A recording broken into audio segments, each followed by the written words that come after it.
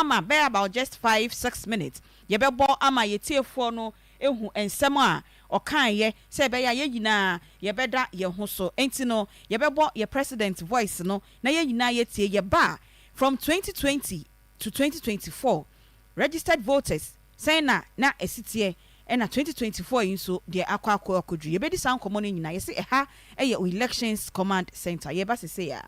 Fellow Ghanaians, I've come into your homes again this evening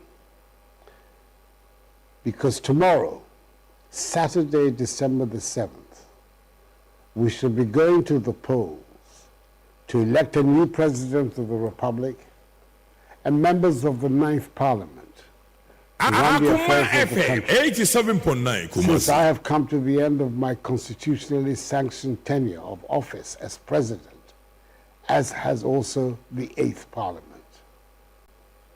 This will be the 9th successive time we shall be discharging this sacred civic duty of voting to choose our leaders since the onset of the Fourth Republic 32 years ago. It gives me great joy that we now have generations of young Ghanaians who take elections and voting to choose our leaders as a regular commonplace part. FM 87.9 Kumasi. Indeed, they take it for granted. That surely is a sign of a nation that has attained maturity and self-confidence and should give us reason to be proud. It gives me great personal satisfaction to have been part of those who fought of us to achieve this right. But we should never forget that the flame of freedom needs to be protected and constantly refueled. Elections are at the heart of a democracy. Akoma FM 87.9 Kumasi. Mature democracies after 8 successful elections. It is not surprising that our country is held up as a beacon of democratic stability in Africa. We should be justly proud of this and do everything we can to protect and uphold this status. As is usual with us, the campaign period has been characterized by colorful, loud, and intense activities all over the country. But that period is over, and I believe the arguments have been made and the message. Akoma FM 87.9 Kumasi. We've also had a last quiet day of reflection before the polls open tomorrow morning. We have good reason to be proud of the Electoral Commission, the body that is charged with running our elections. Today, it is a much more efficient and transparent institution that we are all ready to entrust with the responsibility of delivering a free, fair, and transparent election that will truly reflect the will of the people. I urge all of us to cooperate with the electoral officials to do their work. Akoma FM And ensure that we can all be 87.9 proud of Kumasi. having added another notch to the list of successful elections we have held. The security agencies, led by the police, have also made all the relevant deployments and preparations that will guarantee the peace, law, and order of the nation prior to, during, and after the election. Let us all cooperate with them to ensure that the election is conducted in an atmosphere devoid of intimidation and violence. Let us go and cast our Akoma ballots in FM peace and dignity, 87.9 Kumasi. and in an environment of tolerance and mutual respect. Please remember that we have a reputation to maintain as a nation of peaceful elections and to cement our ranking as a developed democracy. Each one of us should go out and do his or her duty to ensure a peaceful and prosperous Ghana and vote freely for your preferred candidate.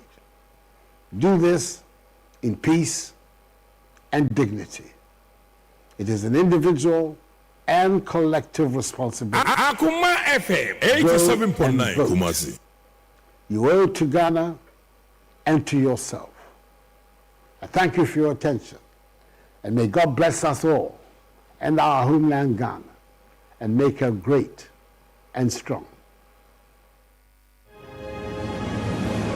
Okay, ain't President Akufo-Addo enamote say or address the nation ahead of Nyame Aduma echina no pa ya batwa ye kwa akotunu die twatono no or say vote in dignity and in peace. Say President Kasano. Okani nyina say obia nkoto abo asomdwe mu. Okay. Na okonso a o candidate apeno no.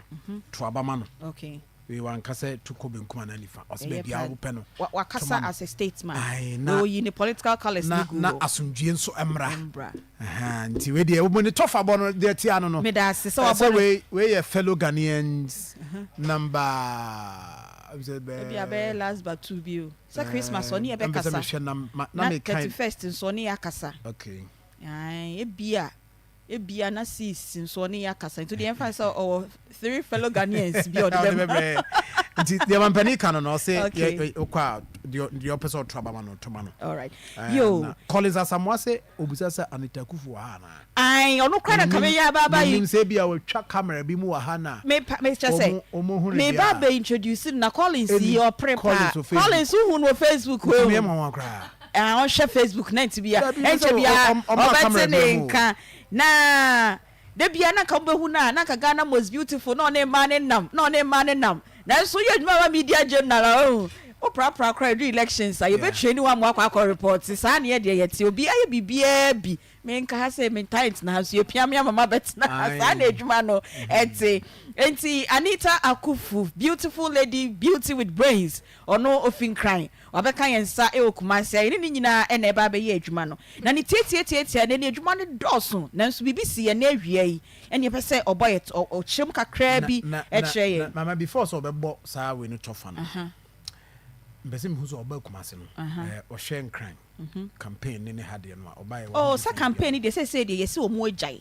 and Anita buy asan omo end campaign officially ana I think the campaign ended yesterday if you Accra no na omo ye final rallies nti ase yan shede hu the way Ashanti region by from Accra we've been monitoring nti ye hu different political parties from ba had the way a reception nti na anu odin Ashanti dey na anu odin pa na so ye dey hia o chesejai he Ashanti me mu sa na hati head the papa it's sometimes a person mo am cry no mo be experience kakra. It's someone Frey Ibrahim na say munya Ibrahim mo Frey Evans na munya Evans and we say pressure no son okay internet wie they ti understand this for your press conference fortunately na mo wo ho no na fedi e beti an say pimpin pacho boy nkomo ye dey na see sena udi kan no yes so mo ye press conference nti ye ne honorable munta kakra bon komo kakra wia nti ye bisa ne say oh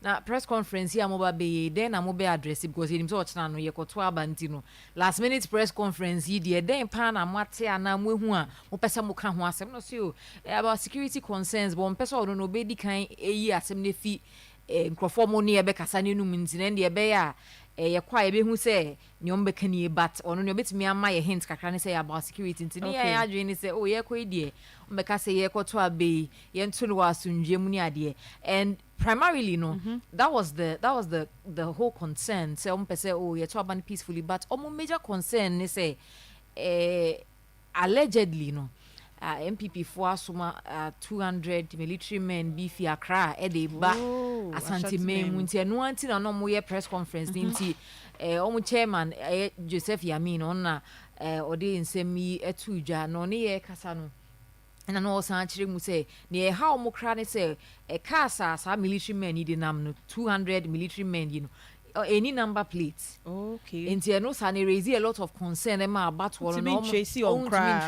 na omo no so no many habre no enya ade a wo betena ho ahwa ama ye de abato ne di agrama nsensem bi akoso enti on pese ye media ne ye hu say ni say no chena BBC na omo so omo de omo ho gimu a anya ye nwanwa okay enti enu mu a omo ne ye kasa ye tia ne say obi abuera ho a nipa ne say o nsema ye tini na ye ntro obi borra ho say nsem na Joseph Yamin e kana ye ntro okay enti mo hwa ye o Facebook mbo say ye roli de si ye no e wo ho na ehu wom tie ntimi enya ne bebre na emom kakra na ye nya ye na no e roli e wo ye Facebook on to betimi a join ye na de Anita e ka no wonso enka se bo sirimu ka ye ya ka kire sa de na nsi a ye nka pachoto aso enti papa irem no ohye I think a army green color jackets bi ni atade enti me de na minim ni pakro ye enti we are confused na ye hwehwe ye na enim say na den na e koso because ye ba ye na press conference na ye peaceful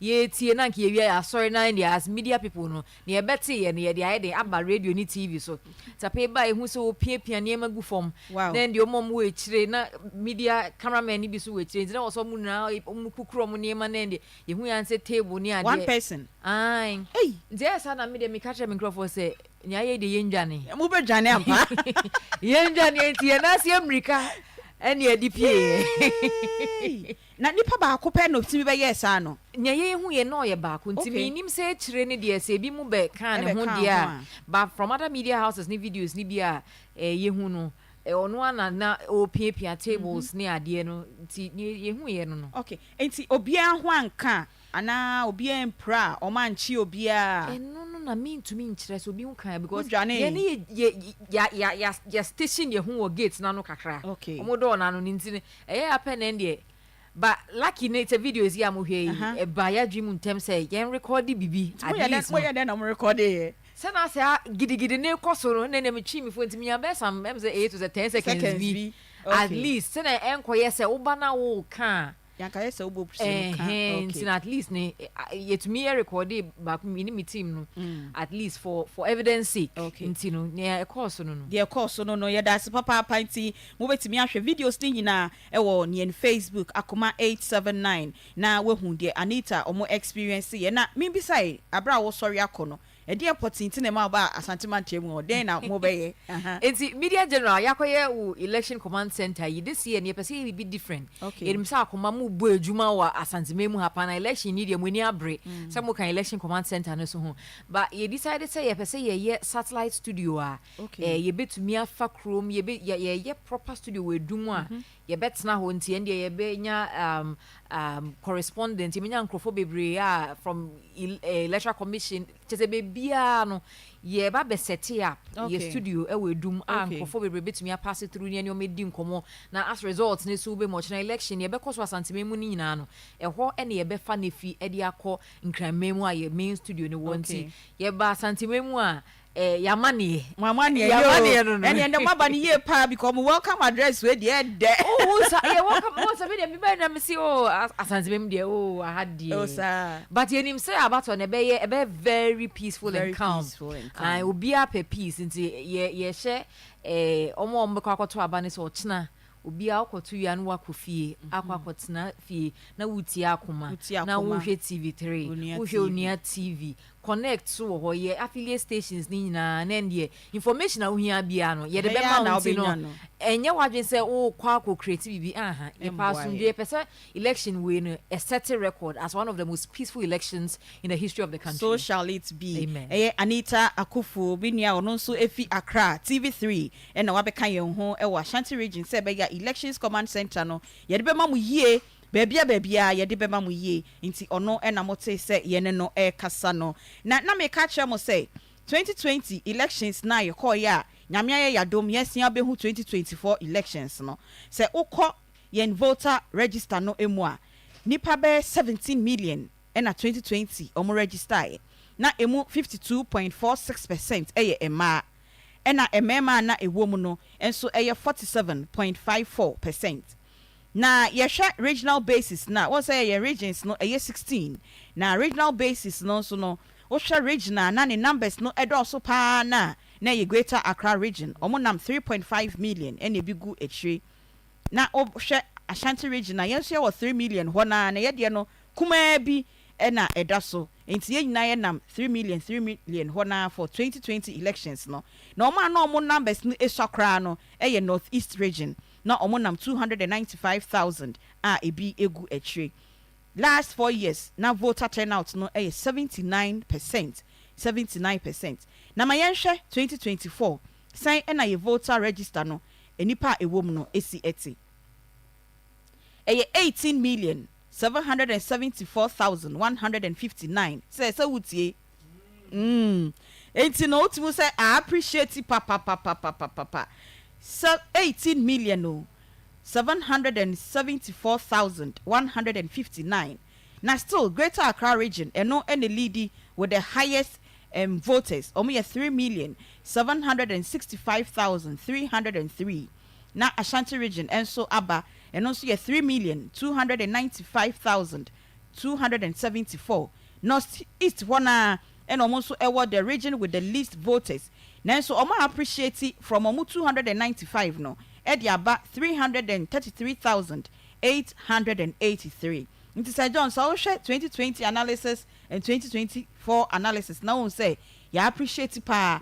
ewo yen ye koye nim pa nti mama ye live on Facebook ye wala ai bisu busa say adanya ha ya Akoma FM say dem ha ye fedodo nti no niam ya sesa ha se ka chem say for the coverage and amfia aka idea animu aye ba be ye sayen kwa de bia we dey shase nti mo share live no enye studio na ka first time you white you see no na so me who colors so for nti o share machi a wo da Akoma so na ye studio na ye fe Francis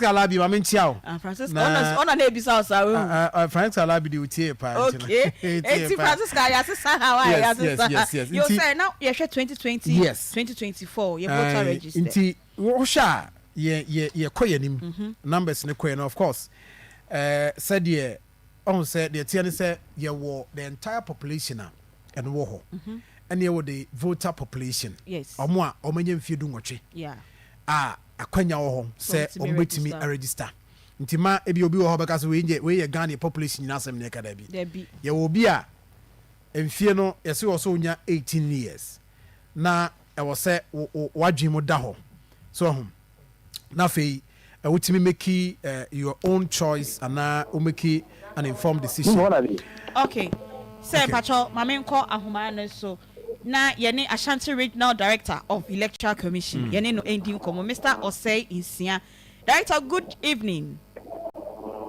Good evening, Yaba. Me pacho so ho ye de ye de nyame asepa enra ye di nkomon me kan me see free enra na kopem se dwada ye bibia be wie ne de ye no wa e na ebedi dwume ye da wase se nwumre su ye bo wopunu mu na waje ye nso wadaroma ye ba Ashanti region ha se ya from yen register no so betimi aboan na nipa dodo sen na ye hwe se on beto aba nyame ya adom akina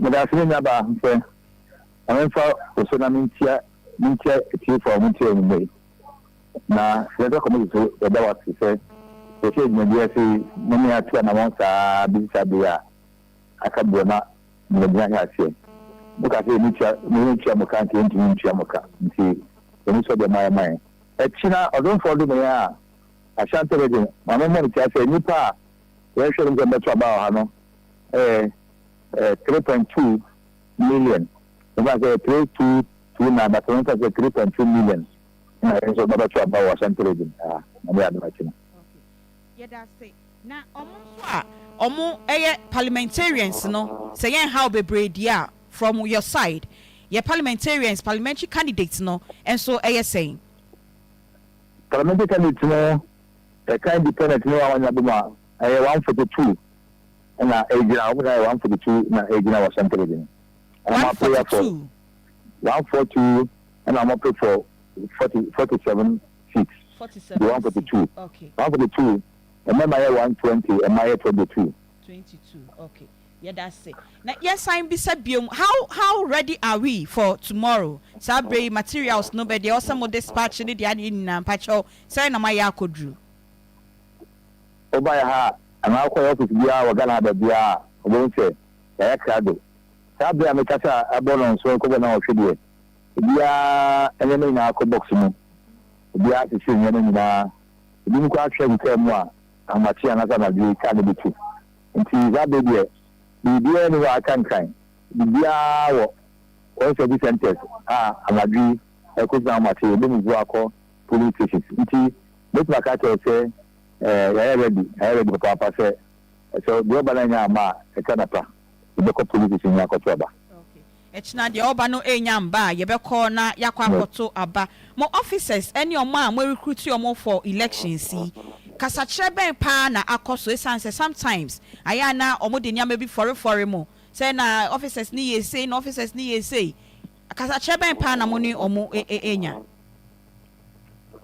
mpe atu aba no mpile bi afi be ti bia no so mo ya to nse obere research ni ebe fio abaturu na wata ase na wabudu na okoro ni ma na o se abe no be sa isi yama yanko fo no anya ho se afi ya abaturu na abaturu ase be obere se ya se ka se e ba ya be wajo obi a nko police wan fam da nko ye djuma en fam merege ase se fam na ye djuma ni aka che na koye obi a nfa no ho kotu ni ndo so en ko bi fo bia na en fi letter commission na en fi gana si mbani se mu nti ye wa for the team 2 days training obi a ye media ya ma 2 days training se okwa obi try dey also oye ni obi share DVD na from the register obi ni no le se ba so si ko an dala so kwa no obi na for the team nti ye ni se ye ya ma fo no enye di ma se be ye di bia na se obi ye eni da ho na be ya hwe nti nti china obi a be ye na di ma kenya bia the code nti di sa because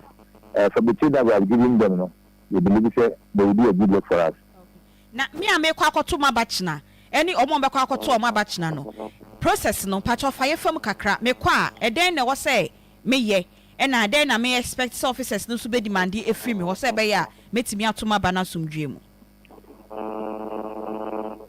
china metaka mabamo ho makanya for message jinse extra verification and I say we are in here be I say only akwana oba ho no e we registered voter ade e hwe fi bia no obi e o tsara maba ho bia no the registered voter nti za na fa no say nti za oba na ukra okada na say eji na ya register na ina ya ba so bi machine so na machine so aji atuba ka say ampa wa na ujero Akoma FM no aka verify na we twa ma ko na the link account ano na e the ballot number first ballot ni the presidential ballot e wa yi nti o so na ko na goma we subject e kwa akoso ti wa nti so bi a tobo no ni yi we the two we born kama na the two ya be kanu na sa ko second ballot issue na mo parliamentary ballot and so na waji na o de so ko tun oya na wa pia be komo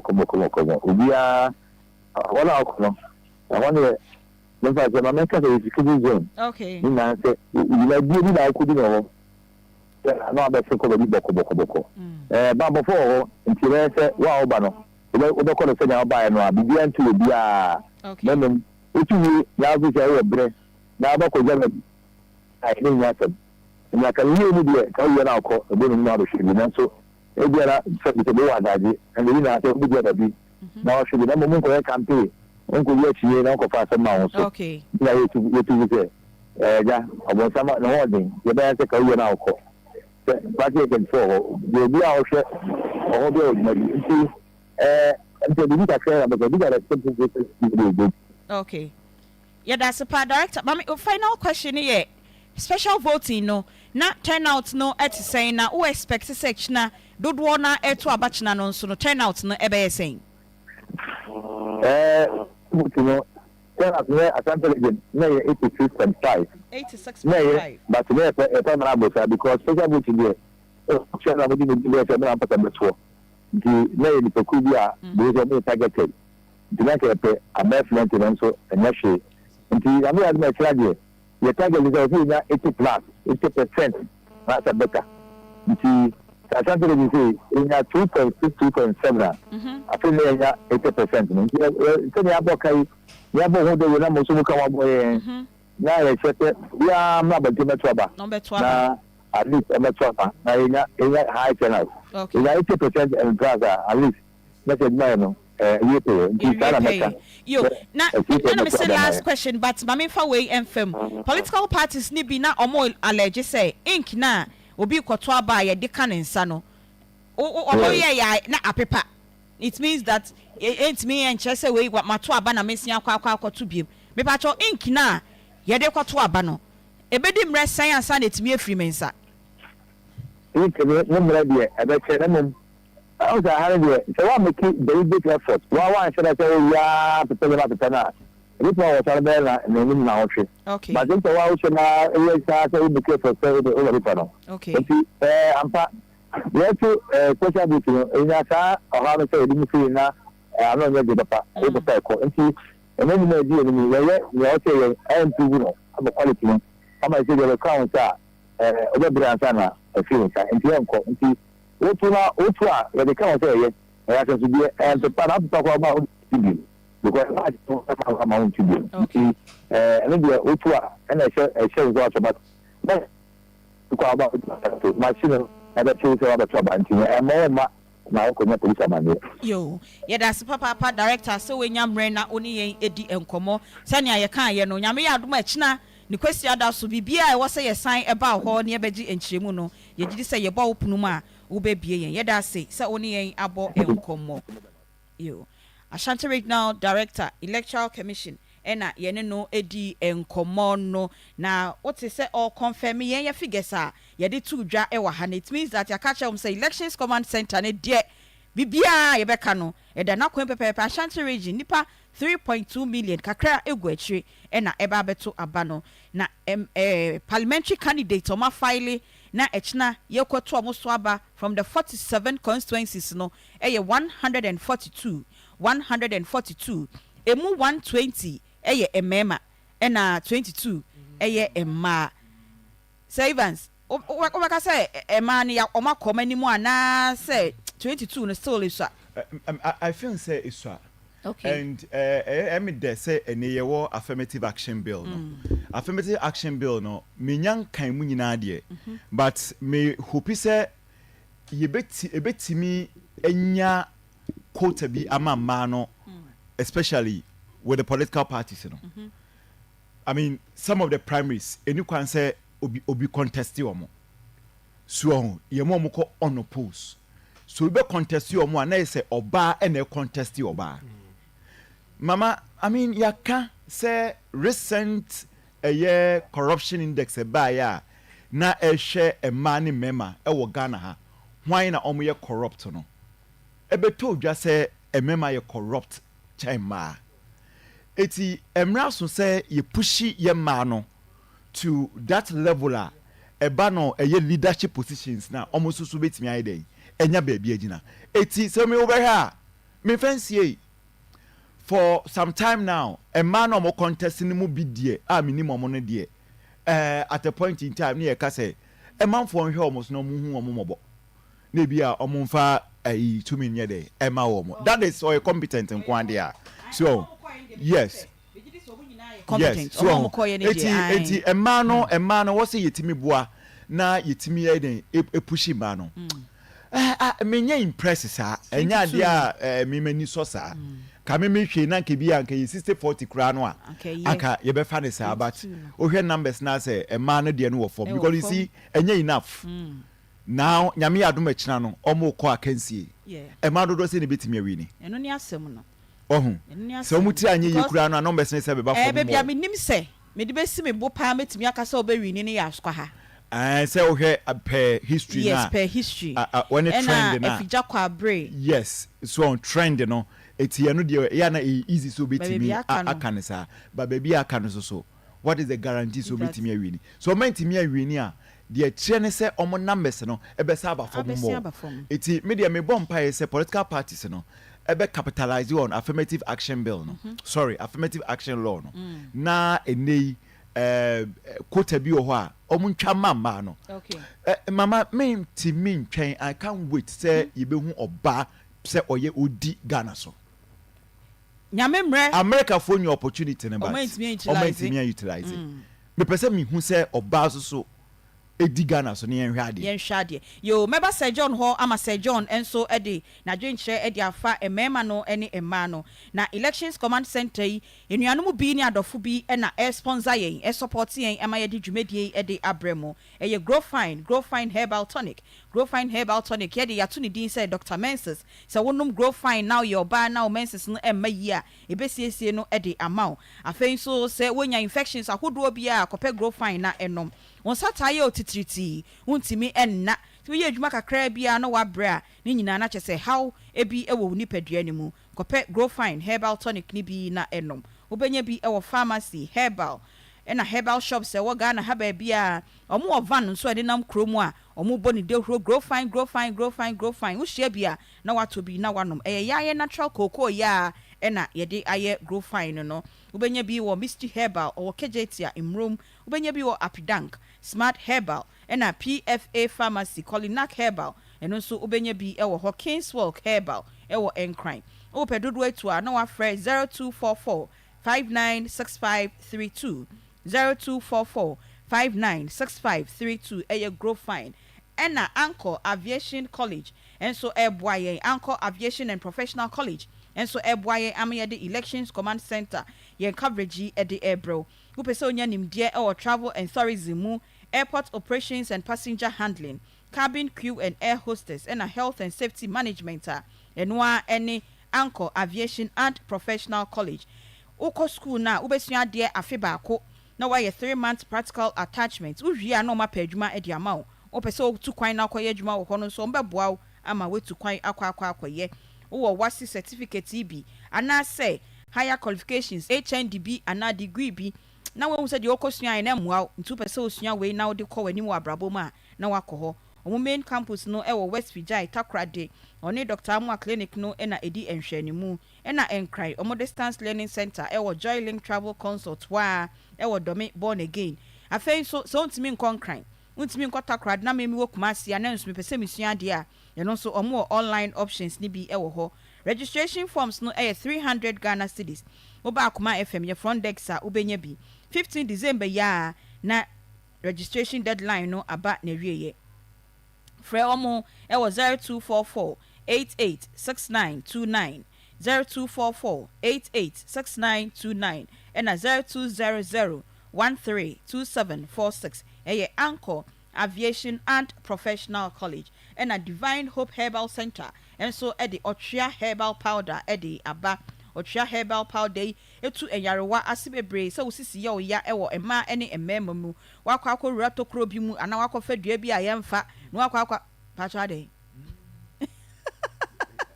mentu aso okay enti mesi Otria Herbal Powder no so akọ rato kro bi mu ani se ukowura ana oya oba nso na wakọ fadua bi ani kwan sa wokofa na wanya nam yare a Otria Herbal Powder no ebeboa wo na siesie ho de ama wo oba no so wanya candida white unya discharges bi emwa enye kope Otria Herbal Powder na be ma so ntimi nya adwuma yie wuni atenka ni nyina wunya Otria Herbal Powder ya ebeboa pa ubenya bi ewo cap herbal sunyane na naboache herbal kanshi AA Mensa Takrade na PK Gumbila eno so ewo tamale o pedodo etua no afre Otria Herbal anase Divine Hope Herbal Center ewo 0551 22 8281 0551 228281 ubehu omo ewo macro ebusuakuru junction hwa na ubehu Otria Herbal Powder. Sir John, mama bra wo Mama, yes. Nkoma wo ne isi papa di ade a kama. Na unim se saa ma 22 ya ken. Nipa ye bebo na baso pa ye Kofi Akpalo. Okay. Abanzinkum. 22 ne ma dos wen. Kofi Akpalo constituencies amehu most I don't know you say region mu or baby a be my contest that what I do. I see. Check but e man do so pa. Okay. Just one contest all the 47. But Yes. baby L or no party Yes. ne contest na Emma do so. Mema wom but Okay. Emma do so. Okay. But o share NDC constituencies are Emma Abanzinkum. Me kai ayi minima yi de Afidi Akwabre South. Okay. A ban a contest For- for both NDC and MPP. I see. Okay. And your Oko- NDC ba ne de yentin nka. MPP oba ne de yatin nka. ayi- Ona ayi- da matter wo no. Damata NPP. Ena meka no. Yes. So ho no no Ɛhɔ wo no, no. no, Ena no. ho no NDC ni so ye oba. Ahono so yoba. Ena meka say NDC ni ba ne de ne yantin nka. Aye. Ena ukọ atwema nwabieja atwema nwabieja north. Yes, the Achuma Kwama. Ena atwema kwa ngoma so. Atwema kwa ngoma ye oba for NDC. But atwema nwabieja north oba for MPP. NPP. Okay.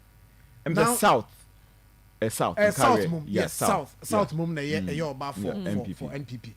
But many from wa adra so oba for NPP. Oba for NPP. Yeah. And such a front place. In Suta Kwama people. So such a front place. Oba for NDC. Yeah. And minim say bia wo kan won sam ya hye no ye tie frim. Ya tie frim a I am sure say the aka ni nyina no. Say obi ko independent candidate as Oba. Most of them na Obuasi East. Obuasi East. So you Oba for NDC. Yeah. Okay. Oba in so Oba for NDC. Now Oba ha Oba for MPP. Then you go to Subin Oba for Kofi Akpalu. Yes. Asawase Oba for Kofi Akpalu. But I think in Shire so Oba contest for Kofi Akpalu. Kofi Akpalu. Oba for Kofi Akpalu. So you Oba see, for Kofi Akpalu. Constituencies are a man no yebetuma ka say MPP and this na few. Okay. MPP and this will come a few. Kakra Kofi Akpalu ayade. Kofi Akpalu is dominating. No akasa no okon bebia obehu Kofi Akpalu colors wo ho. And then the posters wo ho. Aye. And na ejuso CPP Oba no contest. Nyano but Oba for NDC. Oba for NDC. Oba for NDC. For yes. For Ejoso constituency. You get it. Enti as we speaking so no. Yenya e maybe omo fall out. Jabbing. No Yoba. I am apoma. By Olusu primary. Olusu primary. To ono onko. Apart from ono, yeni constituency bia na Oba eye candidate or core primaries are Olusi here. Apart from Jabbing there. Okay.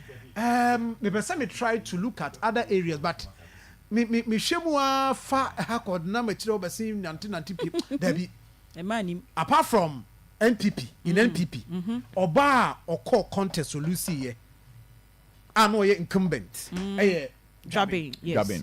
Yes. Apart from Jabbing no me sure so baby Lucy in primary yes just asokwa ye wo ye dia you krem Oba o call Nsuta Kwama be poso a Oba ono so call Kwabre Francis can contest biem ono so Oba yes nti ono so fall out nti ono so afrim yes but maybe sin cancer board e wo the other ho se e ho ye sechere if you just sechere east or so yes nti ono so e wo nti ono na Nsuta Kwama be poso Adelaide deputy health minister na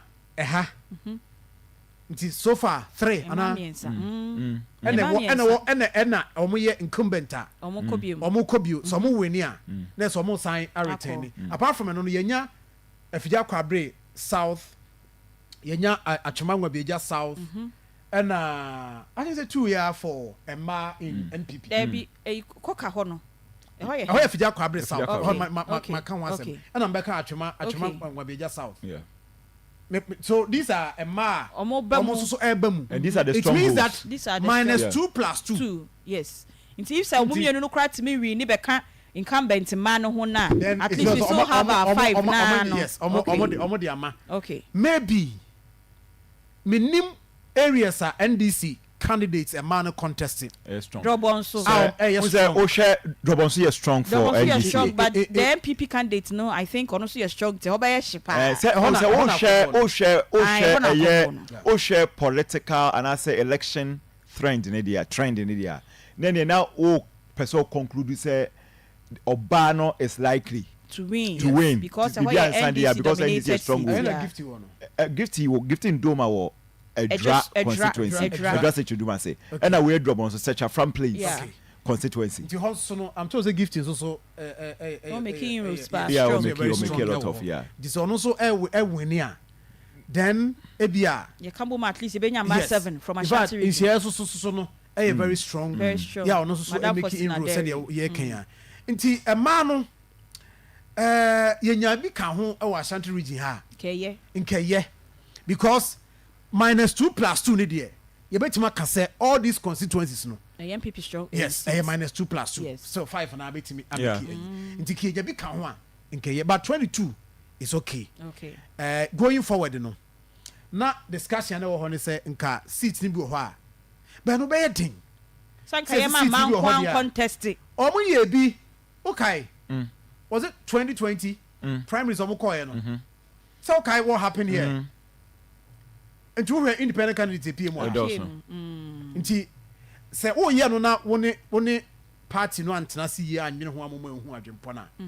But mo man also so at this stage mo hu say the member betima bia betima ye. And do it better. Yes, no. There's no need reserving a seat for mo. Let's give all the equal platform. Okay. Let's contest. Now win here. Where we one win. So one win here. I mean, sir, what else? A man be bomb mafia. Oh yes. I mean, be bomb mafia. Be bomb mafia. Okay. Be bomb mafia pa. Yeah, call a security situation. So ahead of Chinano, send your security no SCI election security task force no a press conference addressed by the director of public affairs. Ghana Police Service. Na yebekwa akotie no kakra bi yewia yebekwa ahoma no so ehu na yene security analyst bi nso edi nkomo sa be ni na Akoma FM 87.9 Kumasi. ACP Grace and Sir Akrofi, director of public affairs Ghana Police Service. Yeba se say ya na what she said yeah presidential and parliamentary ballot paper no Oma share no mo de easy for ne be share no mo de nia ese se omo de ma no mo de ama opreko be so omo de ma wi a ese se wo hwe se bia bibia ento chima wo ho a wo hwe ne se wi a na wako akoto waba na ha ne be se ye kai obi a se obi a wo ho pan se oto aba ba ko be nti wo beto waba le ba Akoma FM 87.9 Kumasi. We are no a parliamentary candidate, a Mrashe Bedramini, our best also Waba Manon, not and also what to. What one of Saba when we are now with polling station or what to a baby, a man for the polling station or your best room. What to a baby, now we could fear about 5 p.m. And no, about to no a baby, you know. We bet me about now about share. Say isi for ni agent for ni omo aka no ebra omo kan aba no macho no Akoma FM 87.9 Kumasi. okay. Yes, I etie ACP Grace and Sakruf ni last voice no ye wi a beba studio ni abeto aso say do polling station for na something no ato deda men ko praise o kwa ko hwesi obi anim sa nyema ne ka ho na ya e de basa ye eba nti o kwa na we de give nim pepepe na we change chairs we fi isi for ne abamodum na ku fo a ebe wo ko eboa mo na nyame adom baby a ya beke nim se bibia ebe ko Akoma FM 87.9 National Election Security Task Force a ya ba modum na ku nyina ya ka yuma ko ya ye krado na ye wo ma mu ye behwe se ba mu be di mu na asube so e di mu ye set me mu fo bi anya na fa mu di na ochina Ghana enim kunim ye dance. okay enti the Electoral Police Task Force Ghana Police Service omo na edi ani mu papa omo PRO director of public affairs ACP Grace and Sir Akrofi na motin in Kano na yebekwa ahoma no so ne any security analyst bi edi nkomo na ansa na no my project Ashanti Regional Coordinating Council Ashanti Regional Security Council omo nso directives aba enye free enwumre ya akopem echina yebeto abani ebewie ekopem say yebenya new president na we Ashanti Regional Minister na ena nensa esha assistant so no ena chairman of the Security Council na or say 1 that the security of the elections will be the responsibility of the state security. 2 no vigilante group, macho men, private security or any other forms of security would be allowed entry to the polling centers.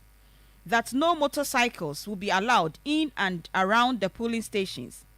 That no political party t-shirts, dresses, paraphernalia or any other items embossed with the names or pictures of political parties will be allowed at the polling centers. That only Electoral Commission staff, accredited political parties polling station agents, accredited domestic and foreign observers and voters are allowed in the inner parameters of the polling centers. that the general public is not allowed to enter the inner parameters with mobile phones or other forms of cameras. That the voters are advised to leave the centers as soon as they finish casting their votes. That bodyguards of ministers, deputy ministers, and other dignitaries are not to enter the inner parameters of the voting centers. Who ever in Facebook was say, yeah, this are press statements, no edit at all. But even say, you all sum it up from the Security Task Force, Ghana Police Service, or Mona Ehedi, who say the ACP Grace Akrofika, ye said, the Omaye. President Ekasanso or also Kasayan cooperating with the police and San Ashanti Regional Security Council, and so these are security measures we at the Aba. Now, Obi a macho man, send your child to me Kotwaba. Well, sir, Oshe and Shell Media Guaquemwa, we a macho man a bit me a Kotwaba. Okay. But and you can say, or fall into trouble. And I say, yen ye may be a bit me the Basabasaye, about a year polling station home. Oshe. Bimbo honshishaya bata nyame adoma echina abatwa Ghana fanan hanyina no yeto no aposifo na edi animu.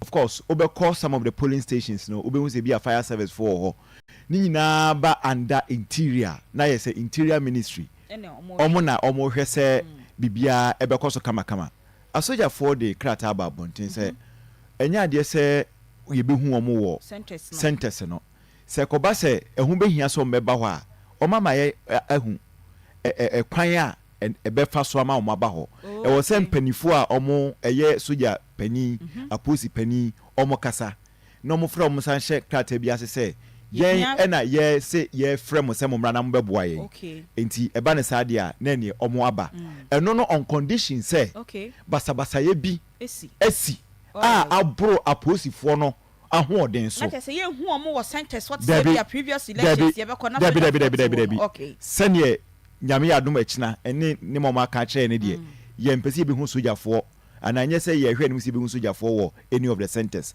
ne mom se bibisi na se bro aposifo na ahoden so de a ene ne omo aho akonwa se omo be fre sojafo no eno ye krate ba bonten ho asem ne ye ka nye de memeka aha na je se akon ho akohia se bi omo fre sojafo no no ma be den omo abeboa omo saa pepepe na tie eti se wo ye macho mana sabi ye wonye sojani wonye police ni so ho se woto wa bawie na se obesie o ma ho kwan a yesi dua ma ne ho kwan a ene wo ye den edore no eti die eti na wato wa bawie woni dwumadi bi adi na obegina ho se o fall into trouble okay so ho I think say odi class won kokra na se bia obekọ achi kakra na do ani ahwede ekoso anu beboa dan se bia obe wadwen se obeye basabasa na afei abato a yenya ahwe nim so bia betimi akoto na tumi onim se mama obi ho ho a na se okoto na aba na se ohun se gidigidi bi ekoso wo center ho na no kwa no timi scare off sa nipa no nipa no kra no eja abato no to so won koto kra okay because of nima bia ekoso ho e bia hey bi say mama mpa me baby ntina eba sa no a ya disenfranchise sa nipa no so ana say ya manipa no anto na aba no wo mra ennamra kwan so sa gidigidi na akoso ni ntino amanipa no ye mahye no say emikui e bia obi a otifie no a ono so aye na adwen say bia oba no ote sa asem no a osemikura me nanko so ho eti me de me empire ene empire pa ne bebo ama aposifo no se nyame be mo munyansa mama enye bibia na edi tuoye enye bibia na edi abaye kasa se menteme ho ase bia ba eye kasa ena mo no mo beka because sometimes you are baby o hwe de we nipa na bufo no akosro akodru no a se o kasa o de abufo be hia no a about onye agro mama o hwe ka political parties na ba so ho obi ani abre because obi ani so obetimi aiden ewini it is oye wadun so be kanta cross obi a enya de se wode ne ho be den ebe cha un se eye yo but Sivans ye be ko ahoma no so na ye kasafa security hu ide na e wo se ye nya security expert bi na no so ye ne no edi enkomo enti ye wo Mr Noel Abwaje Samuel ewo ahoma no so oye security analyst na yene no ND enkomo. Good evening, sir. Good evening. Yo, me ba cho boko de.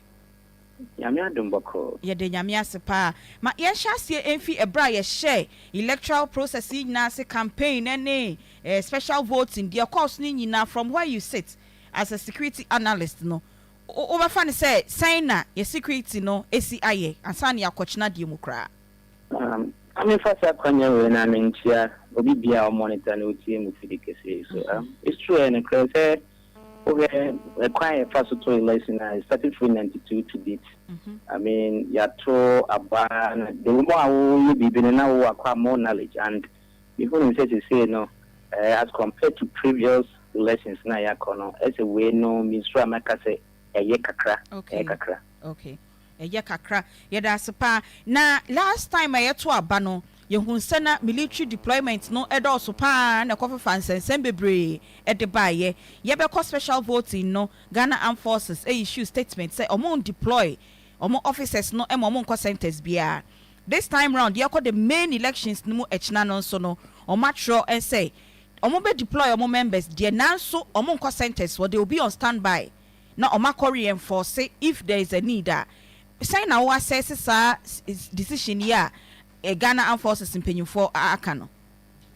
And the kind is true because also a bamboo semwa. I mean your air, land, and then sea. And obia ujuma ubiaji. So I say and yeah democratic yeah participants. They say no the police for only use so mudi bibia and for so mono be now standby because all observe now share all the various regions no we are regional minister we are RISEC and I believe so obunina asia and just recently I believe say so share regional minister in security expert security for now in and around Kumasi here but the more can say even a minister only make sure say metro bodyguards when why for in and moon drew by be to abano and happy on that situation now and for any bibia and the two because we will be our police in Ukraine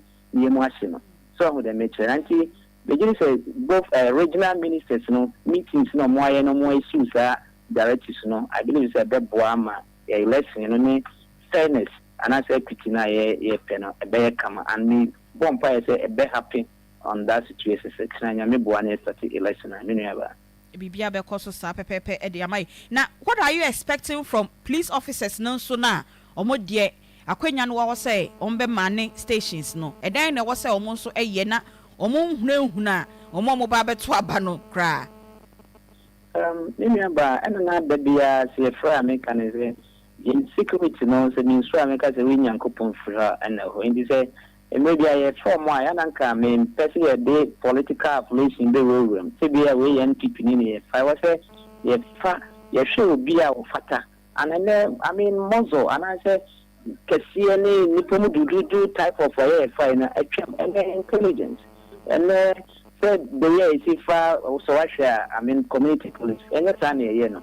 So be a bono when you are far which is to be away Wahana se be able to be at the any panel ban on football no so no are creating awareness no are threat police proper na ya be friendly panel then any side is me say security no for no be use professionalism na say omo dey aye adwuma be say about on ato and say happy on that situation I believe say bibia be koso ama I mean pepe ya ye pe no any democracy na ye pe say economy ma yesu you America no ibetumi ya amana dusa menu aba yeda se papa pa se waje bre na woni yen edi enkomo na efri echna ekono nso no se bibiba na wo se ye hia adwenkyira ye be fro na ye no edi enkomo afa yen security ehun yeda se nyame onshaw you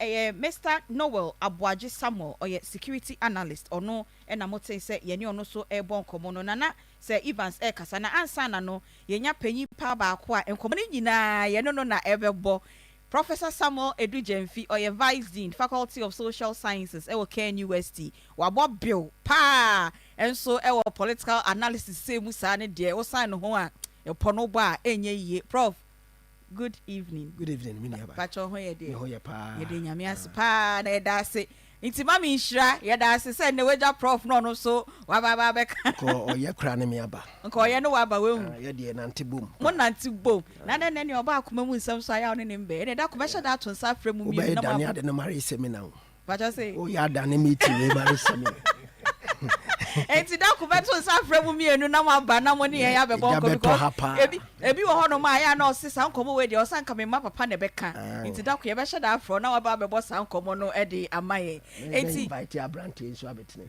and now the events account and sa na na ko be ja ye jai program na mamo enti ye ne professor Samuel Edu Jemfi e na e be bo sa nkomo nyina na bebia ye hye ase free ye no ono so de opese ode ka ho na ode aka ho but remember na kwa bewie de ba me financial safety security ho na me hu because me hu sa ojote ni am be down pa prof yes share elections ya see campaign mu special voting no any de kokos ni nyina no o sha security 7 no say na ekoyie ma wana kire se ye nkoma eye okay ye ntumi nka say o perfect situation but say e ma Ghana for mrantie ni bi me ba wa ni bi ye te ase ye free baby ni abeduru ha zeduru bi obi si o asem ya me ya iti no sem ye hu biribi nti no metam aba metam tuo mekeka me ho aye biribi ye free baby ni ye ba Ghana enya ne fa ahodie 1957 a o mampani odi kan rolling ye fa ne se kwa me nkroma betena so a wote na adwa so no 1966 ni tu na de so ye tu na de so no ye hu ni say by 1969 no up to 1972 ye kabuzi asem ene yenya another coup d'etat ne chiri no nso no ambeso ha ye call ya up to 1979 there was another coup d'etat yenya ye friend say 31st December 1977 24 September 1979 and alima betne dwa so 31st December 1981 ni etu na de so PNDC form government a free sabreno 85 okra na ho him kakra a free sabreno ebedu 1990s 92 fourth republican constitution ya form ye and a rollins be ye o mampani odi kan obetena so ye hunu de si wo Ghana even in the 90s kumi preku si me preku say so many things okay say one of the elections MPP boycotted parliamentary elections one more anko it yenya major transitions heat and tensions are across what yabatu in the 90s it me preserve ya at the embryonic stage and ye ba ye ebe 2000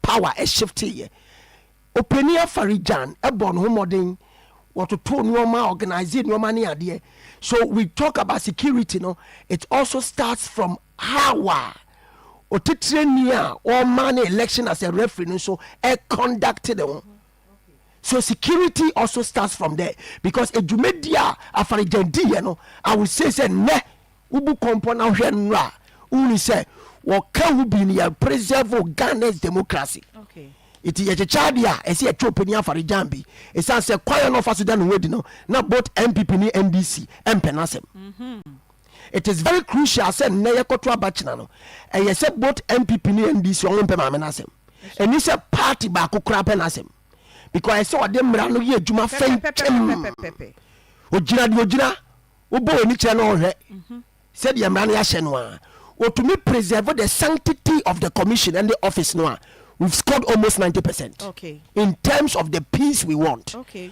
Having said that, no, yanka wuni say the wedding common etwegu no ano. And this year creating Ghana as a police state during elections. I'm happy say the military are not coming to town. Yes. In the sense of some about a policy.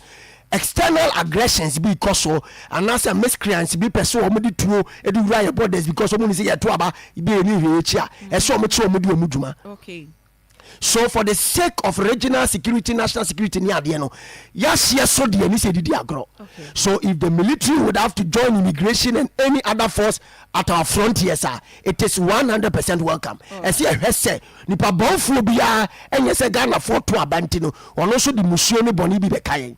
So they must be active and on guard to make sure say external aggression. The security experts not talked about the Navy and the Air Force. When you know you may be in a Kefuano Hesse, nipa bonphobia or be traversing your coast, which I say territorial waters. Sabre way, what the boat to be men on Vigile, I also a party of a passing Bini Adiano. As a never maturity, no more dom de Bayano, identify Marasso. Tisabre way, definitely state security, state apparatus no would have to be on the alert, not because of only internal affairs. Because you have say external affairs and so are very important. One more, we are bonnet, a baby say I see a trouble, and so the last bit of it, the interior affairs, which is the police service, no, and Okabibi are very sensitive and very important. How are we going to be able to reform that? Because police penny are buying a power, no president a power, no, a do see a power police for sure, a party for an ego mobile. But in na year better about Ochina, they should put Ghana first. One more show professional cap.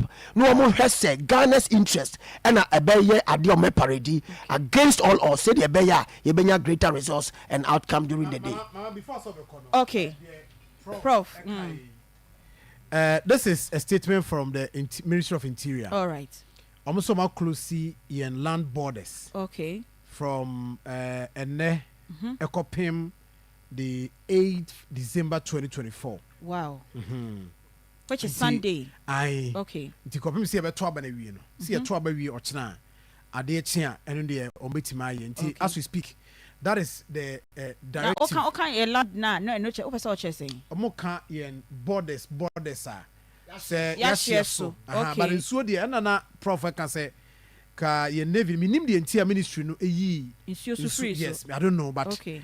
Per the omodia beche say yen borders be out and I project to your Facebook no. All right. So what it means is that a nay say kwa that's your bear allow you may have to go through some thorough checks ebi ebetima allow ebi kra na yema won kokra and yema won remu kra. So for now e so say by now the person remu beto abia no ebi awato omo a on befa wie mabade e so open as we speak. All right. And na bia no channel pa na ebi person beto aba wo ofra bruche beto aba wo Ghana obetima yes oba be dru ni adenti for the land in the sisi ya kasai according to the Interior Ministry no Oma close you. Yababa ni ababedi eno ho enkomo bebre biom na ye twa ye ho ni age aboafo enkrato ye ba ye betoa enkomo no so ha ye Akoma 87.9 your elections command center. No buy me more spices bebre. Na so wan pem dia. Me di what it. Sa profoni ni na bia now, young NBC, I have prepared see a back from two or more in anything they want to. As far as the peace of this country is concerned, you bear with the last drop of our blood. We would jana prepare to be defending the victory of the NBC, Ghana, John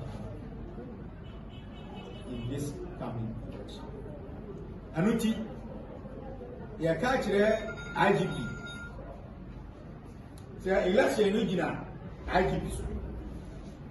And IGP am I assurance say enough men to handle the situation. So IGP should move by handling the situation. Ni akachire CDS in the group was me papa ye soja ni wakwa abuji soja akade no ana amanfo di anigye ana ni wasa and the CDS and the Ghana Army Commander currently any soja pumping for sa ni onyam no e bafo omama omo pa ma MPP for use soja no e di aye omo ani omo.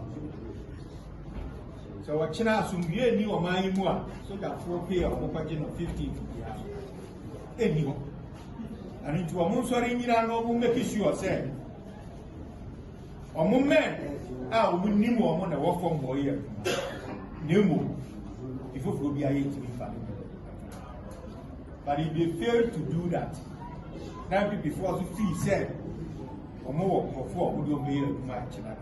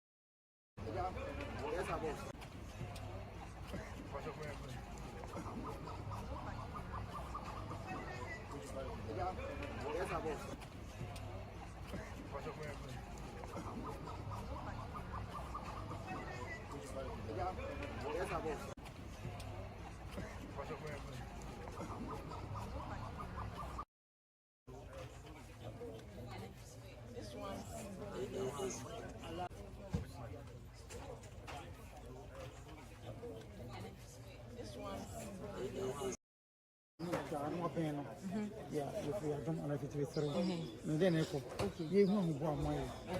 Yes, I'll be short.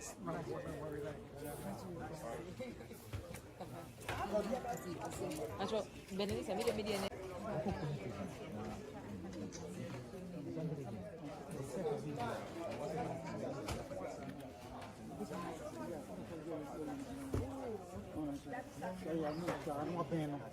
Yeah, if we are done on it with three. And then echo. You know me one way. Yes, what be short.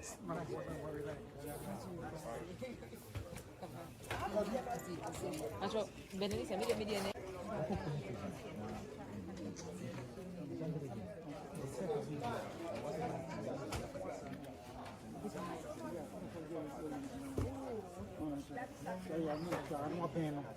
Yeah, if we are done on it with three. And then echo. You know me one way. Yes, what be short.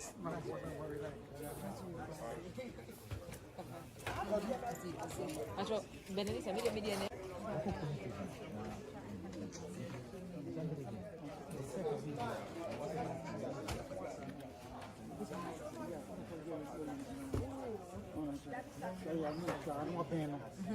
Ewo Akoma 87.9 Akoma Elections Command Center bibibia efa elections no ho ena yede ebro no ebo no nsia ena yetena se yedi nkoma ya call security analyst wo yeni ne di nkomo Ashanti Regional Director of Electoral Commission ono nso yeni ne di nkomo basabasa esi ye ewo NDC party office nso yakasa kakra ede afa ho na menimia mema mienu Evans Inkum William ena ewaha ena Sir John ena yen outside guest ono abeka yen ho na wabɔ bill yeba no electoral processes ne analysis nyina mu a Professor Samuel Edujemfi or Vice Dean Faculty of Social Science KNUST ono eka yen ho ena yebo enkomo no na mayenko the constituencies in the country 276 as at say yede one constituency eka ho ne de na 275 and I say yenya 276 na Ghana nyina baby bia echna yeto aba na polling centers or stations depending on senya wo opesa wo friend no 40,647 40,647 na just say according to the Electoral Commission 2020 there no omo de 4,000 more centers ena ede aka ho na mame baby sa prof say ede ntino feel say sa 4,000 na beka ho na beboa ama process no aye smooth senya ye hwehwe no prof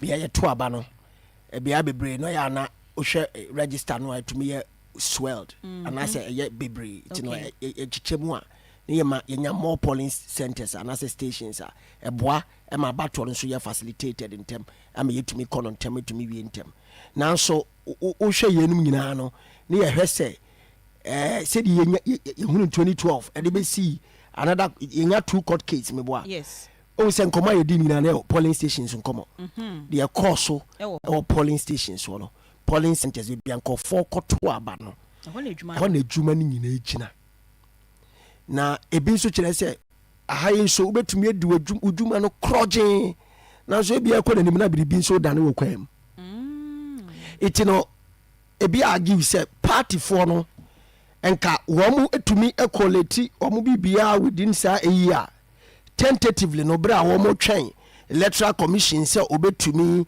akire say ana B na ekosei no omenya idea of what is happening you need to go America what you say polling stations you know ba no a bedru collation centers no ade no a e bobo ano you know say the infoni city system no any perfect system but who say polling stations obi ankof tam ballot box obi nano ABI trend they say President Mahama say obi say say people e be dey share no mu a o mene me ensa we just say any people no na emu hapa o to me in 10 minutes but the point is that say you need a lot of disruptions you need smooth process our polling stations have 40,647 stations here say process near smoother e wo ha me diri say e betumi affect how our resource no so ebetumi aba ebo aye kwa ye se nyoma ye de nyoma akoka akosi esi baby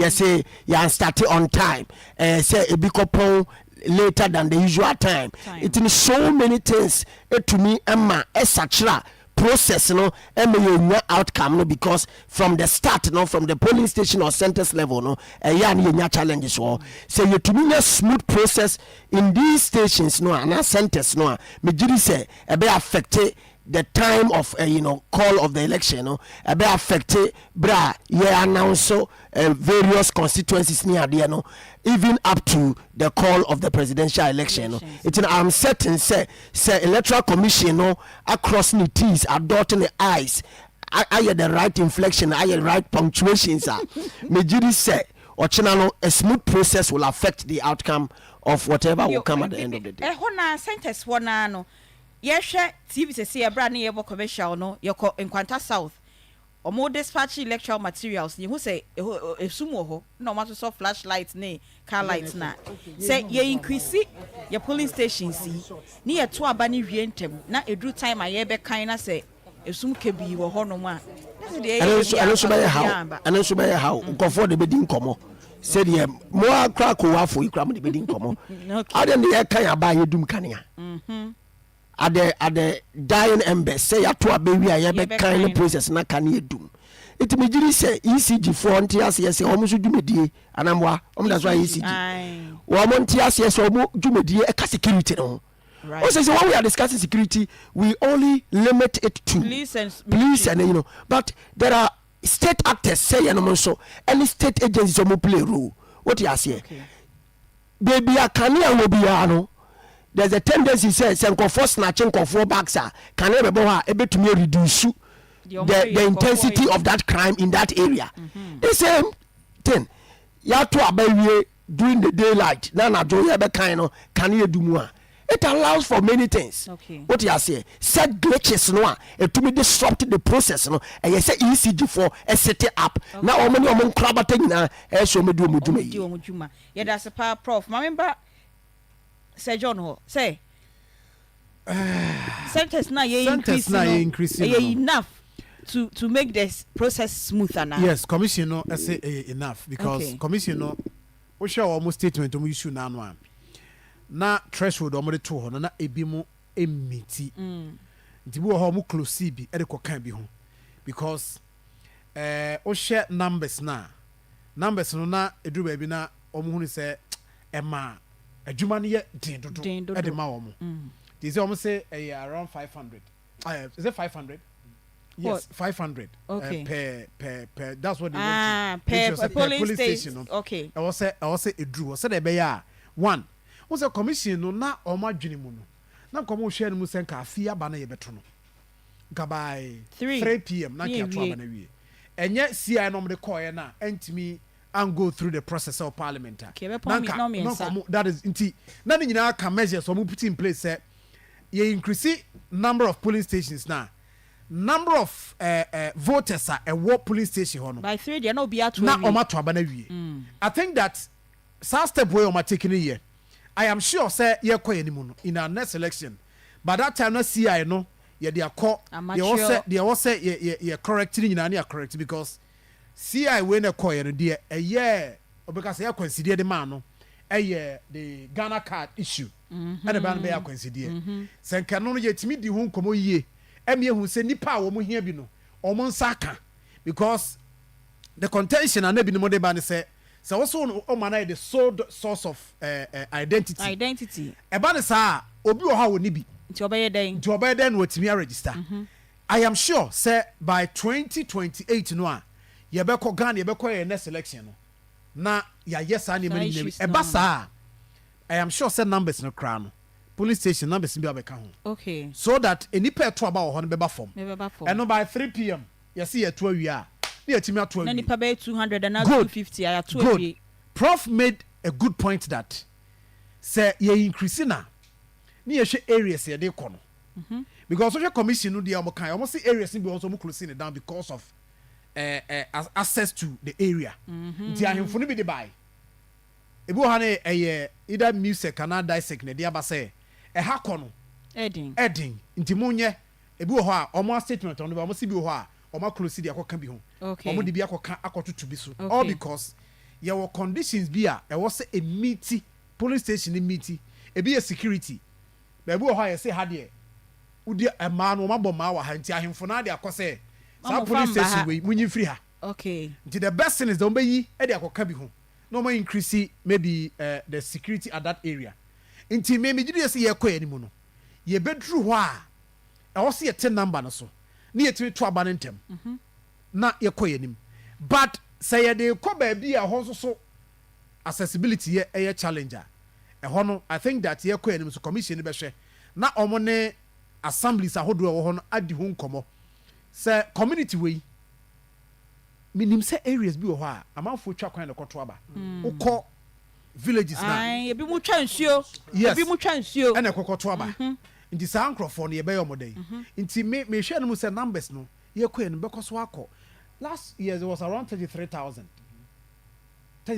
or so ɛna yɛ move here to this stage nti it is good for yɛn sɛ yɛbɛtumi increase numbers no na deɛ yɛ target sɛ in the next election yɛbɛtumi ate the closing time no at about 3 p.m. no okay. Need to achieve that. It's a process and I'm sure say you bedru ho no Evans you see obia o qualify so to aba na o share the constitutional requirement yemre kuni na state and the yemre kuni ne kanoso so no enye different from the CI ECD adwuma no so can say sia UCD ye adwuma no yemre kuni no emu na efri omuntimi nye bibia ene emra na ana said yemra na ka per administrative constitution aka no e be differ from that mama nipa bia ga oye Ghana ni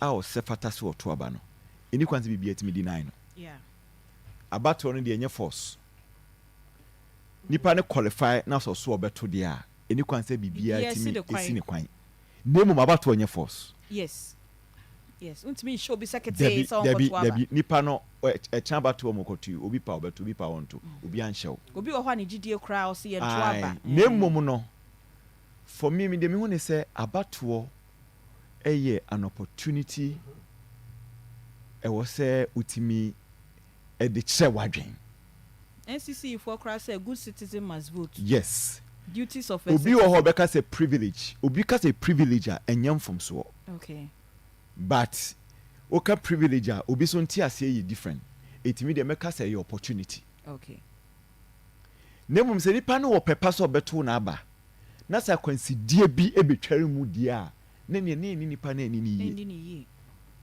enti obeka ya meka say se yisi ai ne tutu enyina awie baabi a wo se abato nipa wo moto aba wo mo ato ana se omu akonya nso meto bibia nsi omu kwan sal de ni bi ni ho so ho bibia ni ho sa akonya ni nyina wo ho na obi try se ono onye police ni emra bia ni ho a emma ne say to me say on prevent obi from voting na or try so obey sa de ne dia na ne ne Ghana mra no ani ni yi oni nipa no so a opeso oto aba no so kire na adwen so ani ni yi it is any nipa no de o si epe bibi ne de ne ye no okay se o si epeja ne free yi station ho ana center ho ekopepe bi ma ne tena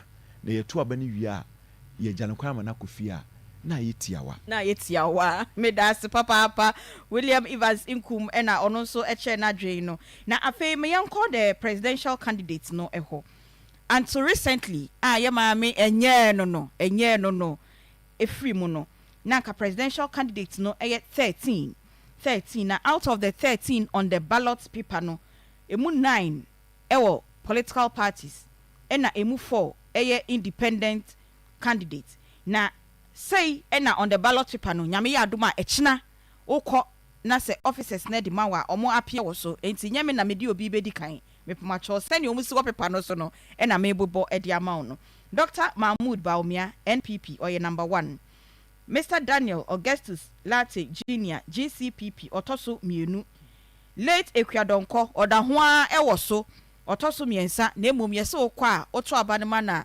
yenkan enti ende so obeto ama no so onto ma no me pa to me ntimi nka se nto ma no ba isi for say yen kan enka ho se ma omo ntoma no me wi an me jama mu se me na me yes woko eye western region ho ba bia 2023 assemblyman bia ade be che na ofri mu no yetu aba no otimi di nkuni enti assembly na ehu pa o e ba se kua donko betimi edi nkuni enti no sa ni si be ne dey me wi an ba baby sa prof sa question na Ghana for se mo pa akua donko a Ghana for se mo pa akua donko a you see share wo ho no abasinkum yes commission nya set say otuko wa rejected okay in this case yeah me share hokra ne aka say ye identify obi say friend akua donko ne Ghana Freedom Party okay baby e de ma we nyina ba ense baby na commission ne kwa koduru no na sika koma wie na ti omo ye ho hwia but commission nya set the parameter say otuma akua donko a don go and vote otuma na ye nkan otope rejected ye mfa nka ho you know I mean we shouldn't encourage people to do that eti de etoso 9 ana otoso 9 prof say obi the emotions we eno so wo ho ne ra ho wa je so be say no de otoso 9 no enso eye Christian Kwabna Andrews gum sofo chiri abosom de otoso num eye Kofi Akpalu LPG Mohammed Frimpon etoso ensia NDP ena Nana Akosua Frimpoma Kumankama CPP otoso enso over your Facebook ya project e wo ho e de amamo John Dramani Mahama NDC ono e number 8 Hassan Ayariga APC oye number 9 Kofi Cranton Independent George Chum Berima Edu ono so ye independent Nana Kwame Bediako independent osi ono omunyina ono na ni chinhiefu enti wo kwa enhwe obi a hwede ni chinhiefu no ono e number 12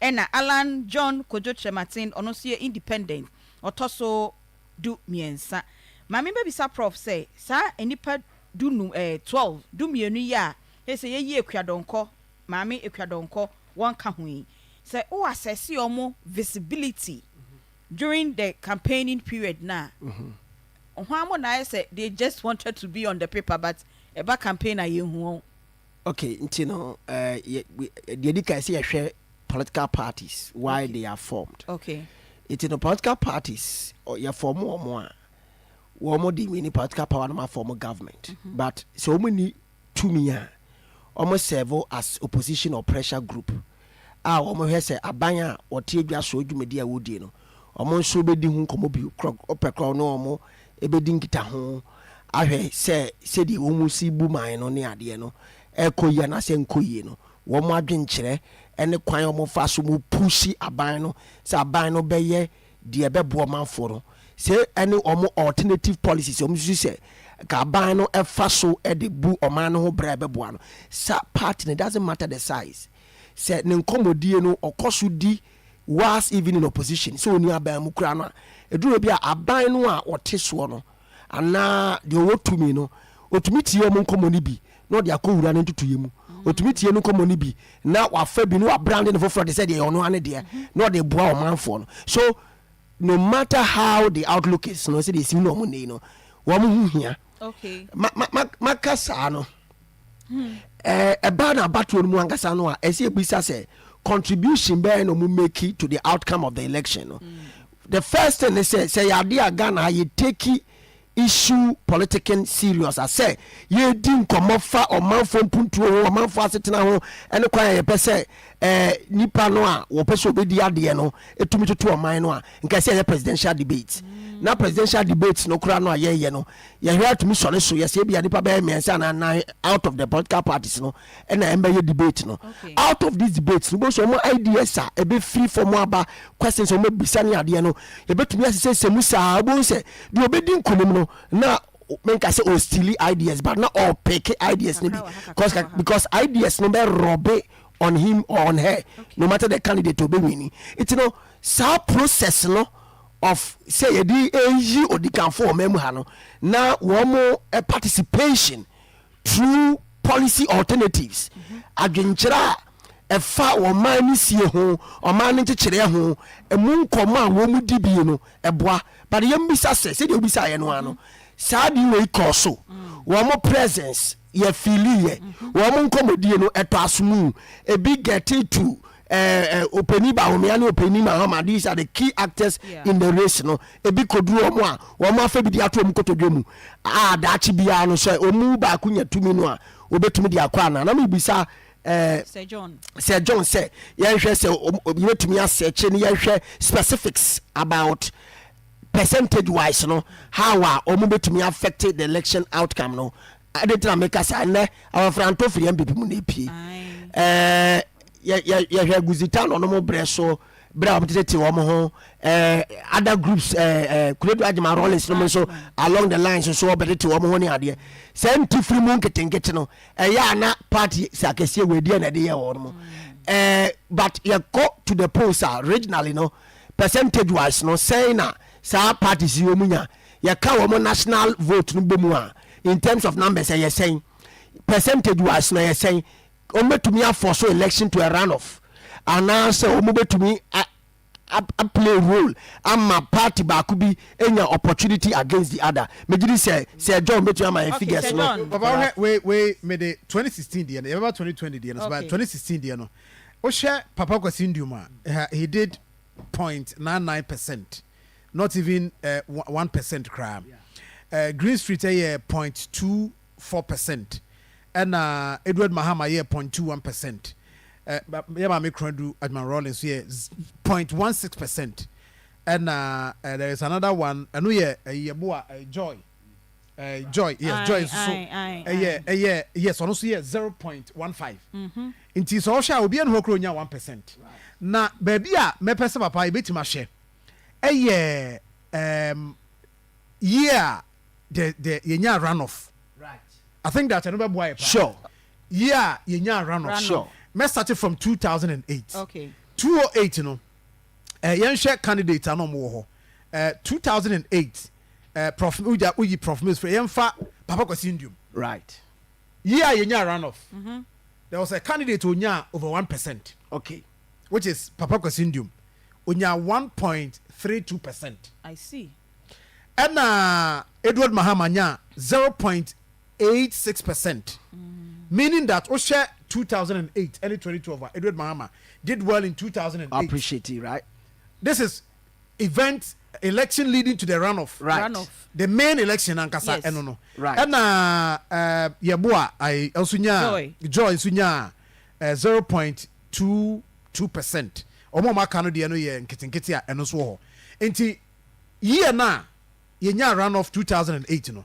There was a candidate onya over 1%. Okay. The year 2000 ye call runoff. Right. My yensha almost so no how almost so affair in that contest. Yenya obi a onya over 1%. Now this time onya over 2%. Wow. Edward Mahama. I see. Enya 2.5%. PNC. Yes. Okay. In fact, we shall crown a seat. We need seats. Yebenya Hagan. Onusunya 1.8%. And Agusitando nya 1.10%. Danlate enya 1%. You get it? Share Kobona the part. Oh, we say, Sir, our friend Tony Cheddar near the no, Omu Pulu surprises be say, Aban Bekoranov. That is the issue. Ebeko. I see. You can easily predict that. So we So pull we some of 2%. this. Omu Pulu some of these surprises are 1 point something, 2.5 near the Omu push about to because between Baumianga and Mahama, I bet 10 so make me pull 50 plus. Yes, and easy, sir. Easy. And easy, sir. Even on a face value, and easy, sir. See, in this case, no, if say a person become run offer, then we bomb say omo the because the minor political parties no. You be try more. Ma and cross 1%. Aye. Momo ye day. Omo cross 1%. Young funny say so the other man we are looking at around 5% too. Yes. It's any percentage a year. Omubenya within the range of 5% piano. It can push the thing to run on its own. Holding all other things constant, but they already know there are parameters. I bet me push it to run off. Enra on Akoma mu nsam ye ne Abraham Boadi Opoman edim komo. Osi almost strategy no. Three red, gold and green. Now whatever it is no. say omo ntimi wini like the ultimate so omo na ebe wini na they are the deciders of the kingmakers. The kingmakers. So no, mama, all of them will serve as a third force in a way. Mama can or if you say movement for change. And yet, intention to be winning elections. No, right? It has never been, and I'm saying this movement for change. It has never been their intention to win the elections. Right. So why are they contesting? Okay, they are contesting to make a case, and case in the say, you be the decider. The decider. Movement for change. Yes, the decider. They will negotiate. They will negotiate the runoff for the runoff to have a stake in government. Yes, for the runoff. It won him. This is it. We say we share a year Ashanti regional. Ahana omoye strong. We Ashanti no movement for change. We Ashanti regional. Now if you walk here baby to say Western Central and then Volta region. Okay. A nipa 4 and a drive movement for change. One Alan Kodjo Chemantain. The constituency near Ashanti region. Ashanti region. Just name. Yes. It was strong. Hobson Adoye constituency the Volta region. Alan Kodjo Chemantain anka se mu esa 2 other constituencies, Central and the Western region. Okay. So Ashanti. Yes. Central and Western. Now, the TNA already you say Central and Western region swing regions. And yet Ubia territory. I'm of Latin allegiance. Yes. Okay. Currently, we can say Western region MPP lead by virtue of MPs they have. But presidential outlook is different because skirt and blouse cost good. Central region it a similar trend. Right. So if Alan Kodjo Chemantain is able to penetrate Central and Western region with even even 2%. Right. Regions no. Good. Okay. Ashanti region dynamics in here. Okay. Alan Kodjo Chemantain, Oshe majority of Nkrofo di Alan Kodjo Chemantain china. They are people are almost hitherto almost worshippers of John Ajekum Kufuor. Okay. Entina ne comment na o make here no. Na manfo ni bi hu ne say ebetimi aha adwen. But then matches o makomasem. Patrol say. O makomasem. Why na call myself? O makomasem. Omo kan we no. Why na call myself? Alan Chemantain. Omo kan we no. Ene Alan Chemantain yam before. Oni people na omo feel is say o comment on ko for na too harsh no. Omo na we be na be support it. Omo komasem we. Omo komasem no is it between Alan after say Alan Kodjo Chemantain e make that comment no na mpanifo bi wo ho a omo ye kofo nkrofo a omo di Alan Kodjo Chemantain na omo ye happy no omo di Alan e chia no omo ye happy about the comment omo comment. So it's not between Alan and John Kofo. No, but no, Alan not necessarily. Supporters are Omuye President Kofo. Yes. Okay, all right. I get it now. Okay. But you see, there be ameka say, ade ba ko a ye mu bi nim eye nipa trimu asem nim so bi wo do nim nipa trimu asem dia. Okay, right. Oma koma asem a ye mfa say all things being equal. Omo da so di Alan echi. They have other followers. Okay. You heard the influencers, political influencers in the Ashanti region. Omo di Alan Kodjo Chemantain echi. Or Love Enterprise. Joseph Amwa. Or constituency. Okay. Or a century Senya. Nana Kofi Senya. Former PM. Very influential politician na why ye dwuma na che e wa Ashanti region or the constituency dodo na da sudi na chi. Okay. And for me no be momudin. Okay. Yes, me momudin. Omani omo din omo any me momudin. Obodin a che se be shake but obe shake tables no. Okay. Omo me momudin. Me momudin da. Emma o kra me ma umbo. So they say. Ai. Omo e wo ho. Ashanti region. O de wori hwa hin fasa. Oh mama. Say you can say body ni ebe. Ebe say you say bia. Ofa bosom twekwan so. Ana ofa adwoso. Oh dabi. Why yira? Mayira. Why yira kura? Me krom dey me free ko. Ufiko. Me fa adwoso na ekọ. But adwoso dey no, adwoso nya nwanwa. I mean, afrado ke say dey say enye nwanwa. Ntiado dey, ba nya ono asem na make. Okay. Kese pa ono chen of afrado ke say. I see. So they say. Okay. They are there. Now, we your moto nchen when the crowd there abwabia samoa ni nti ono de me fa ne nka influencers no bwabia samoa former member of parliament for Adenta who say enkran no nya ba bia omo support with loyalty. Okay.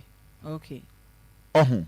Aha, enti me fa no ni influence ni dey enka because ansa bwabia samoa ebe free MPP aba no walusi ni influence in the political space inti ono nsheda nye threat sa. Now somebody you might think say on hardware within the political space but hardware pa you poor man.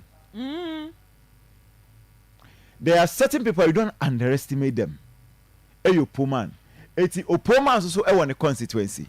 So these political individuals no so they are here can influence Alan Kojo Chairman's vote. Can not say they will. Okay, they can. But omubeti me. Okay. So look, we no to nchen enya people kwa na be kwati omo. And this betima kwati NDC. There are certain elements within the NDC. And man focus say who said there are certain elements within the NDC omo vote based on charisma. Yeah. Eti ohe Jerry John Rawlings ubusa u share NDC phone mu bi na se ubusa omo set. Said there John Ajekunko man for some John Ajekunko for. And yes necessarily the policies but the charisma papa gentle giant. Yeah. So they say those days oba the jack. So dear wo yes. Jerry John Rawlings, Junior Jesus, Flight Lieutenant, so on. So there are certain people that Sanya Manu no more sheso, Omo Donipa no or Makumem. Okay. And you hear, say, oh, here, Prime Minister now, NP, this MPA, those days now. Voter region, no more to my Aipa. I don't call you Chairman. Someone open presidential. I honor most of the votes in fear. Yes. Eti NDC in the voter region. Alan Kojo Chairman in the voter region. Okay. But what about so into Kakra no MPP Sunya no? And of course, hopes na do yeso so ho.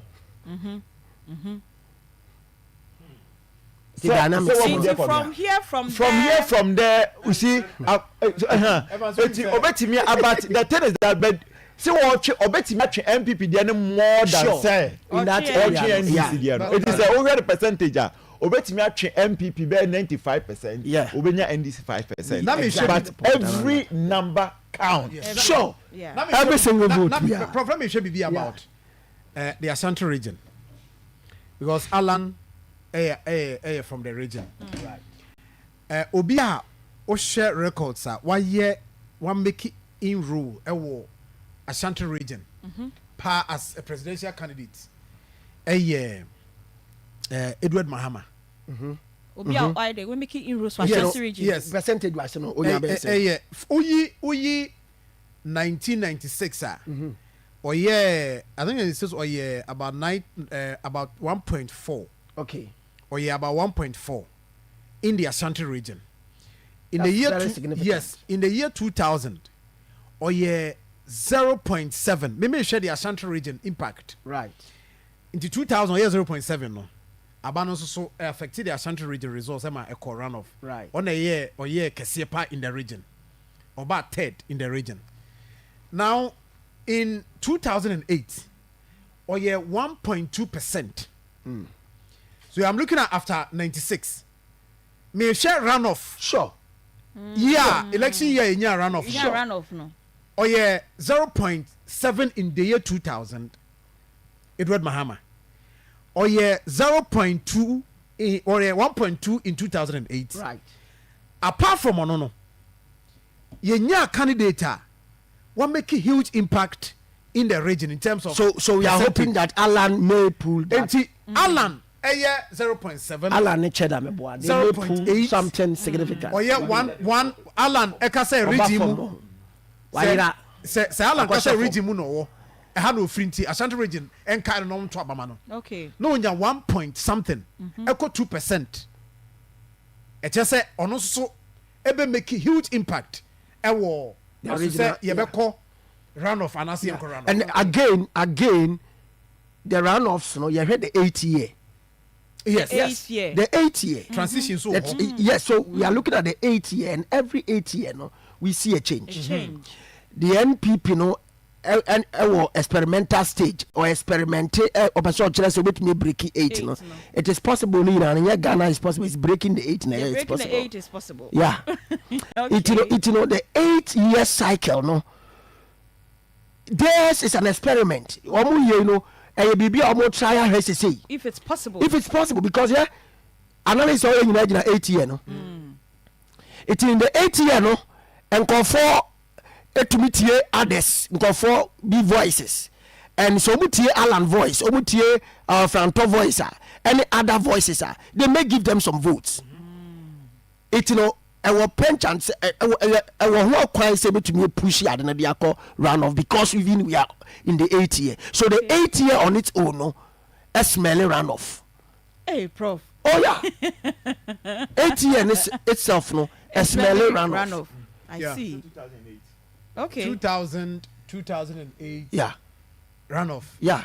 It's 8th year, no. And I will share 2016 now. Yeah, maybe I can say a candidate will go for the 2 terms. Okay. In between, no. Yes. Change of baton. Change of baton. Yeah. In the same party. What the same party. You get it. Until my 2016, we analysis now. Maybe I won't find. Yeah. Because you're the same way, no. Yeah. And there was a candidate.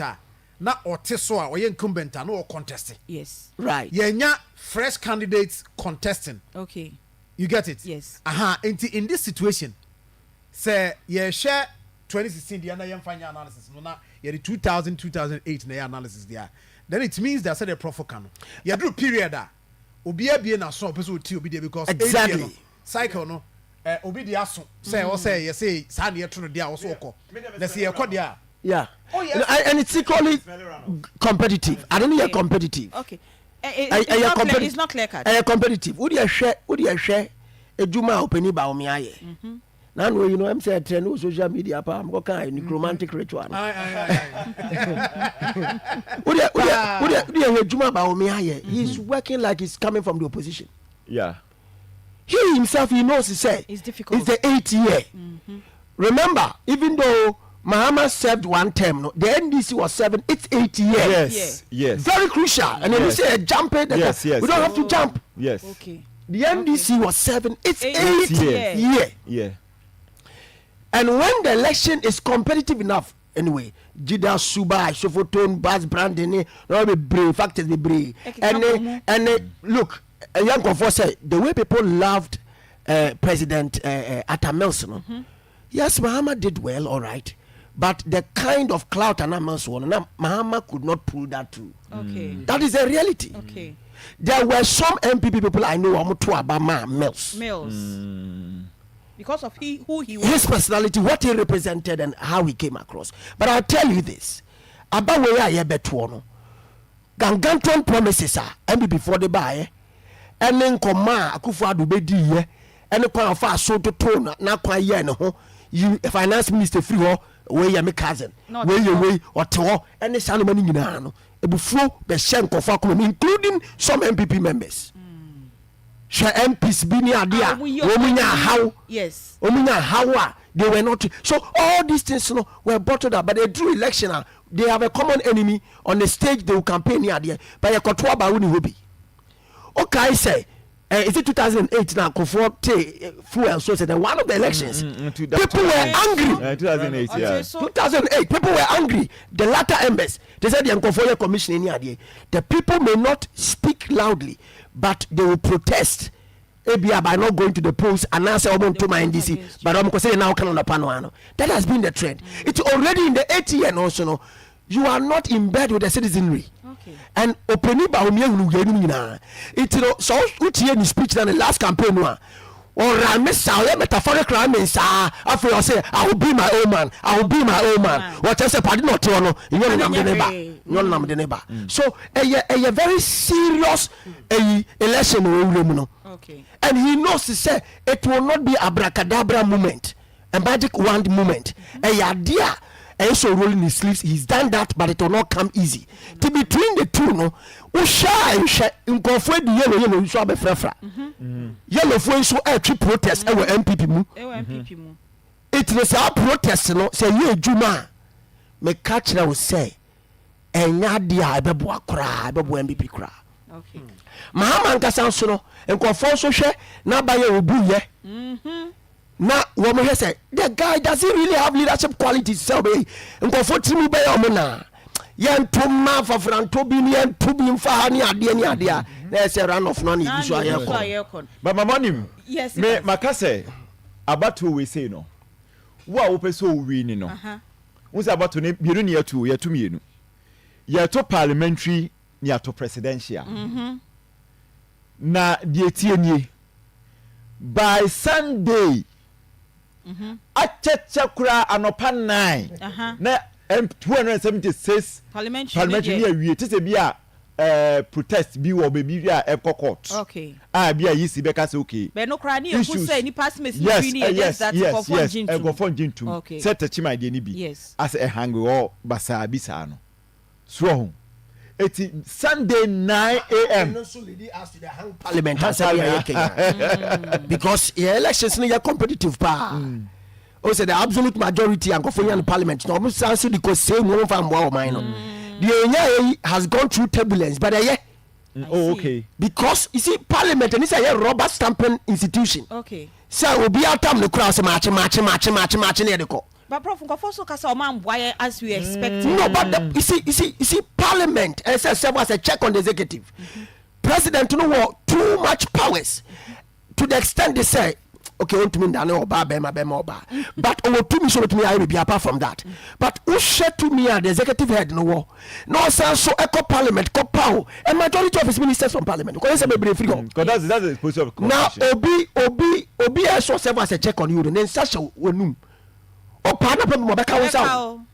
So bra speakers breakfast forum Aban Sumani Baben ebe no Lancaster no na me can discuss no many there is it the CDD guy and the other lady, so we're two discussant.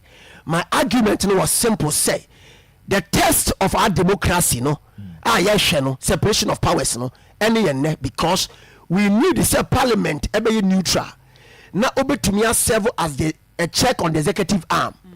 Now it was a good test for us, and that test no me hunu ye because the posture of parliament should be like that. We should not have a speaker who is kowtowing or cowering to a president and now say some minister be what you say. Parliament independent on its own, it has its own rules. Or on one issue say did ni juma no there several check parliamentary rules or honey ade unu judgment of free court ban the concept to cause Ghana. I told you and I told somebody say you will see how Babin will conduct himself after this judgment and you will see what has happened. Yes, you can't touch parliament.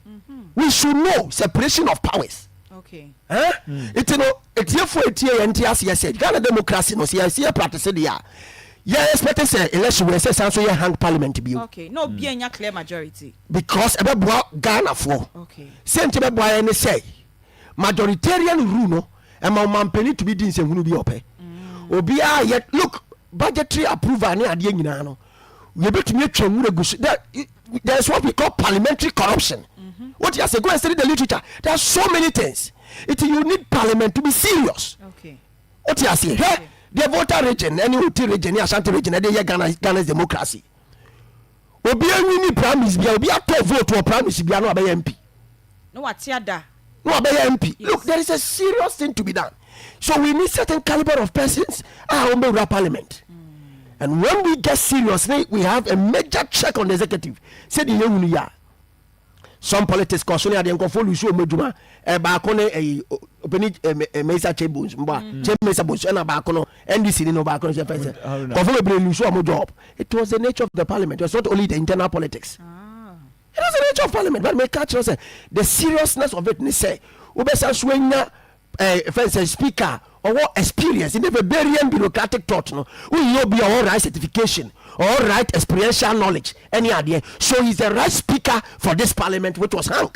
Now we say prof the anankrofo so can okay yeah but say ya na yakwaji eboafo encrowd so ye ba ye betwa enkomo no so Akoma elections command center ye ba say ya hey, me don't we see. Now say grow fine dear. I'm away fine, papa. Why see? Sana also grow fine. Why no me show crying. Hey, I worry for. Na dey na money just ya. Somewhere secret dey. Aha, grow fine herbal tonic. Yeah, moja drum wa so aba ebo afoforo ye pa. Yeah, the young kasa ye koko e na so da ye. Ense mu hwam, emu so da. Enti wo ye obi a wuntumi na. Wo da no krokro. Ana wo da ntientia. Wo so wonu ato a wuntumi ne di. Aduane pampan fa so na wo fe.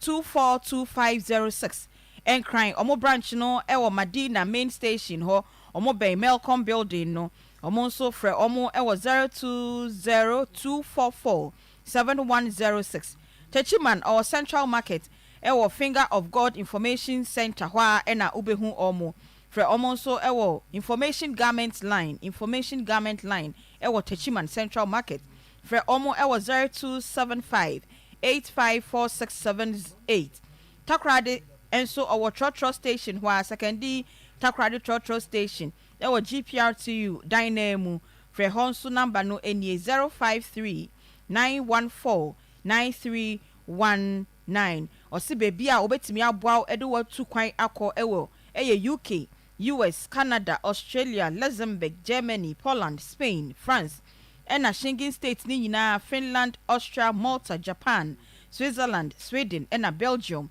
eho nyina Jovi Travel for Jobs and Estate Agency ebetimi aboa edwako ejuma obetimi akoye ewo ho eye construction work driver for cleaners mo amoye aduane welders forklift operators eni de keka ho ni nyina enso obenya ejuma ede amount odo utu kwan na okosa nkro isu ni ejuma we say bi nso bebia obeda eye free accommodation no na face free transportation free medical na so yare kra na omo so mbe show na face free feeding for 5 years and na 5 years working permit na otimi e de aye wadwuma no frɛ omo number C 0243149099 ena Congo ointment enso eboa etu ye skin rashes nyina ho efri ye nipadua no say ye empompo akro ana akre ena afei nso no se wo nan no wenya foot rot wo shempa boa na kan ni nyina no honam ekeka no kope Congo ointment ni bi na entu ase emfa ema omo number se opese otu bi na woton wa ege 0249017101 ena 0204616161 ubenye bi ewo Dani Herbal Kumasi Samen Co Kumasi Hello Herbal Okaishi, Repash Herbal Okaishi, Gapson Pharmacy Koforidua, and Christ is the answer. Takrade. Titi Natural Spices, and so boye the Akoma Elections Command Center no edi abreu. Ya Natural Spices ya akekedro garlic, inketi jene, nutmeg, and a bay leaf, and ya Titi Natural Spices no, and chininim colors beer and frafra, and a yemfa a sambian so enka, 100% natural, upe be atwa. Fred number C and now pedudo etu atonwa number obe friend 0245580957 or more stew seasoning dear ho jollof seasoning dear ho garlic and a ginger seasoning and so ubenya bi ewo ho na enche bia ye be kwa homa no so na your regional correspondent across the country no ye new made in common ya hwe senia ho so regional outlook no any ahoboa no ye se ne bebre kra kopeka akra no obenya ka amfa nko omukrum but ye be hwe ye be frefre your correspondent ni ebisa omo so senia eho eno esite but if I start na make say me no se na ka me hwe no yenya parliamentar ewo opposition sem executive no for me because of nyeme bi ehu wo hang parliament no okay enti yenya yile bi say ntwentwen ene party there were some ministers bia say the prof kan no omo ankrofo kura say minister we dey onye yenso yokotena se ne apase no e dey na siye well sometimes we yantwe ne asore da do ne say tie opposition no betimi atsawa ase yantwe no yantwe oboso ma sheda no ma so na mbisa se na dey na ya esie ho de atemu da no da nyame be ba no ne behu de course and dey so for me yenya parliament a opposition executive no and na media me hu ne se be ma Baron de Montesquieu proper check right so they say separation of powers na yadwuma yi pa enti executive ne dey say by virtue of elections no president na win whoever won on which political party no wa form the government we nanka parliament no aye for the opposition yeah ade ba ko a we say in parliamentary practice you know say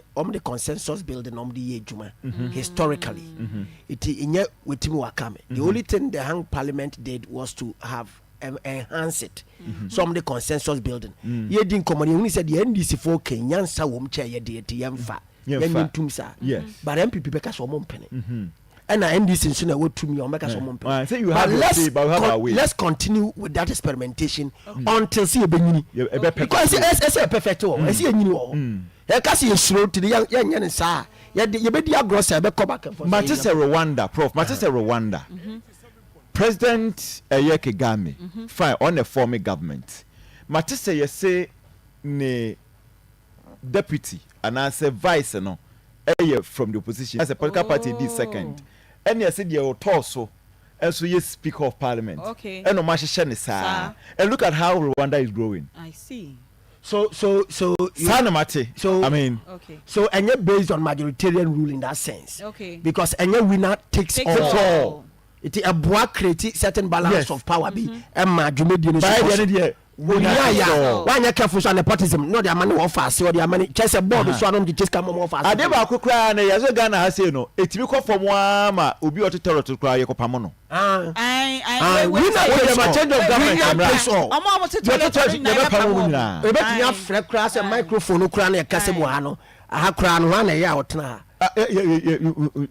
so eti Ghana de interesting ye pesa yenko nana ya asare ho or central region na yene no endi enkomo ne mbisa ne say baby owo no sign na e hosite nana ya good evening good evening oh ya de bibi abokapa ye de nyamias wo waka so side ho a na say central region we rubber be fufuro onje then let's start there let's come center you na extra platform and see amapi about for bokakra first of all no na yen kwacha share obote no English amanfom honum down south na ewie eba na nyume no ensendi 82 honum a me ba na yen asema elika ni nyina ne se honum sa na yen ni pese asojafo in fact if ma and ya soja for keke asoja for mabubo pa do ma kokko che hotel bi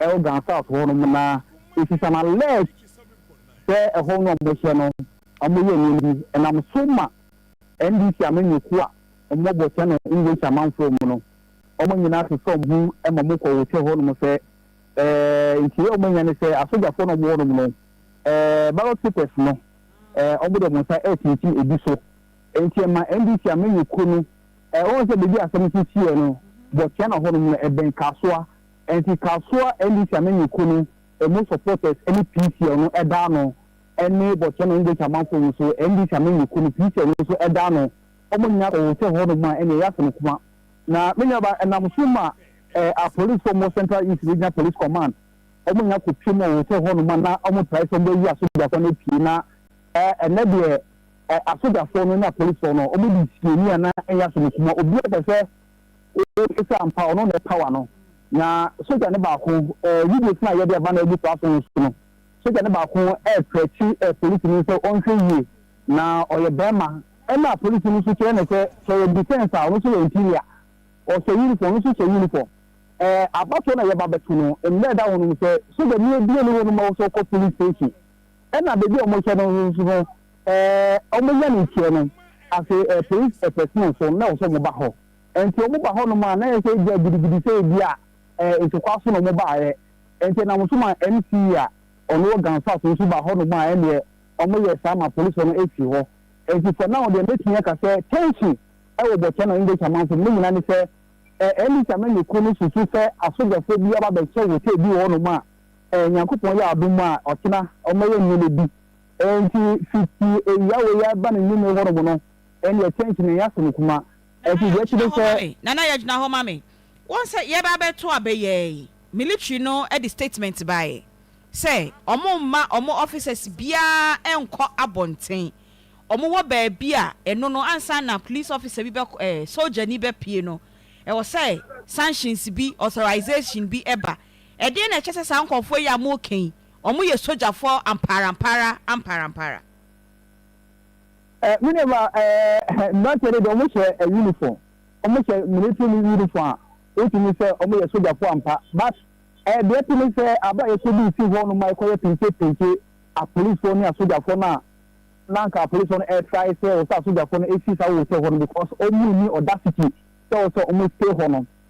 Anything about her, the check down south, America to about her. Now, you need to come on the say, I saw that one more there. Almost say, the boss and my. Be our China, Sabat on air cost over channel English amount from. Now, be a basa air cost on a police woman to do so noir. A police woman more will tell Honono. Omo Rashi Edia Coconum. And see anything, Sivani, only in 2 more than I say. Omo ya soldier for I ask someone to win about English amount of now only the year of our channel and you know a soldier for no somebody do so many na a canon at that down south and minister assembly so and so look at what you have to say and tell you a soldier for ya someone so mumraho now omo ma say ma be basa and you know the question and one tell you a soldier for by any time you come to na say omo say also soldier for no echo san hotel no enti ye we dey in fact ekoye pinche eketua anka betu but na ku koncha de enya de efibia etu ya letumi aka say for now no asoja for no eda so e wo san hotel ho no ma hotel na omukọ cheye no eye gateway a hotel no wo but no English amount from Bengal South minister assembly no ti omo hwe yen e wo Facebook no ubehu de ekoso e wo ho no yehu police officers ampa omukita omutuo any some other officers anankofobia omohye soldier for entade na yehu sa penchen ni say ekoso e wo honom enti ni tete abomu no ekosi say omoye soldier for ampa na ye deploy omo say omo beda hotel ho na BBC a na omakobo ban e wo constituency na sa pepe na MC ni oni ebi nkomo abra media gina rekodi honum no sansen we na MC no editu ni but any time they ko no de omo da so say ensema MC e kan no omo da so MC no sanse omo say information e ko mo constituency honum no enye sa information no na MC no e kan sa no enti any time they ko de omo tire so chima omo ko simpie so mo kwakoto aba na ekoba ne say sa asoja for na ya ba campo omo wo sa hotel no omo ko no asemo police station bia no enya de omo kin e bia mo mu enti bi for now the attention e wo ho papa ai enya so kuma kra yo mayenko ada bebe yi places a wakono nso e ho nso sai na e ho esiti yi ga south dey free wa let us say down south e be wutu fenya yi ye kire wutu fenya yi nso a na ye kasoa na ye kan wasem no ewie eba na ni no ho no asoja for na ye kan mu wasem no etim esan so na makasoa on say asoja for kan na koba na se wo kwa ako a eno na ye mu nso no amoka no asoja for etiti so kasoa ene highway no so amudi etuo ya kire ewie mu a ene almost any signal say ochena about to be koso ba wa wo no mo be ba sabasa ne de ene ade eni bi na be yo eni ko pie mo kasoa de eni se kasoa so de kaso almighty enti asoja for ekrom tia mini cafe ba wo hwe afenu no nyina wo hwe the city member of parliament e wo kasoa e minister of council ono na the city member of parliament is here na se say de okun ayedi e na wo ko minister mani kunu so a eye PC and as a parliamentary candidate na akoyo na 2020 no na akoyo no e contest the city member of parliament minister of council na minister of council e di nusunkunu 2015 na akoyo e fan so e contest here no so no the city member of parliament minister of council e fan so e yi na akoyo e de e bo ho enti we ye abato a e to so ba ko ba so minister ND Chamele ko no sign aba ye e fan so aba enti this time around no na akoyo so o tere se e fan bi aso no e so me seat no e di si ND Chamele ko no sa and the city member of parliament Neza okusi so kire se akonya ne de obekọ so ebi sa o ka so a ne dia obetna so obetna so nti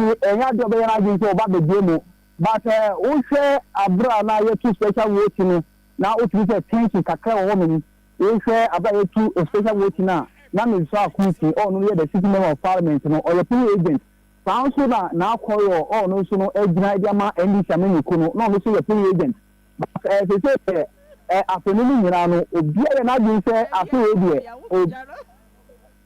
obiara be finunu okay nti ka so de for down de bibia yo yenim se ho ba ye shina me ya do ba china pa nti no 9k na ye ba ho na ye no ababa bedi nkomo na ya hwe se nya na nsa na oni e be dwe no bone to fama yen emre ni nti e be se ye kwa other regions ni nyina ne correspondent ne kasa ya di ma ndo to fa ne kwa kwemu no which is in our west, and also one of constituency was central region in fact NPB of that house no or one term but this time around the city member of parliament on one say NDC na nipa no e contest ni se here director of communication at the office of the presidency ono na e contest no na obe pie constituency na no se here in fact things to say one say yasem na initially no the dia ye to aba ye bi abato ni na ekose collection center no ase we no ma se tan and for now no the collection center honum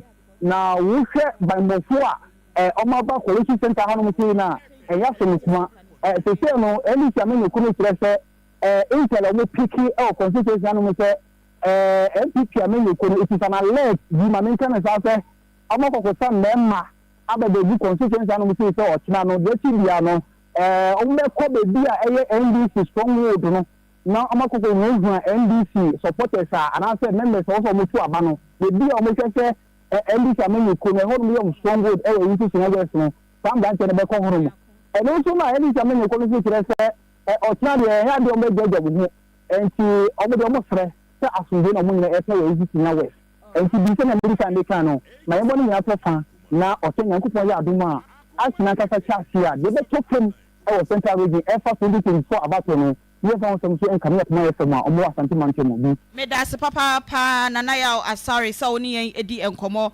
edi efi central region nyame bo a china ahomache yetna sai be san aba hobio mayenko tachiman south na me ni menua ba akosua abroad ma anya ko endi enkomo akosua boko de Nyamia di mo tachiman boko pa ye de nyamia se papa pa mame bisa we tachiman south san na eho esiti afitia no pa na ebepem sabre ya ye no edi nkomo yi yo ye ma telefone nyina adwo e ma telefone so official pa ye de atungensi a efi tachiman south e de na etifo enyimei ene efiada na tachiman se de dada edumedi etia ne bufiada e gada kese oba tachiman yega no e sha se ukwada yawada ne de yefiada se ko ne nyinti no kwakiada nyina yediga na ade amma afiada to mu akoyo to nkokwa ne se efi 2018 ye referendum ete new region no ya baye bunu east region enti se abato ya akoyo to nkokwa ama ye mantama ye wumu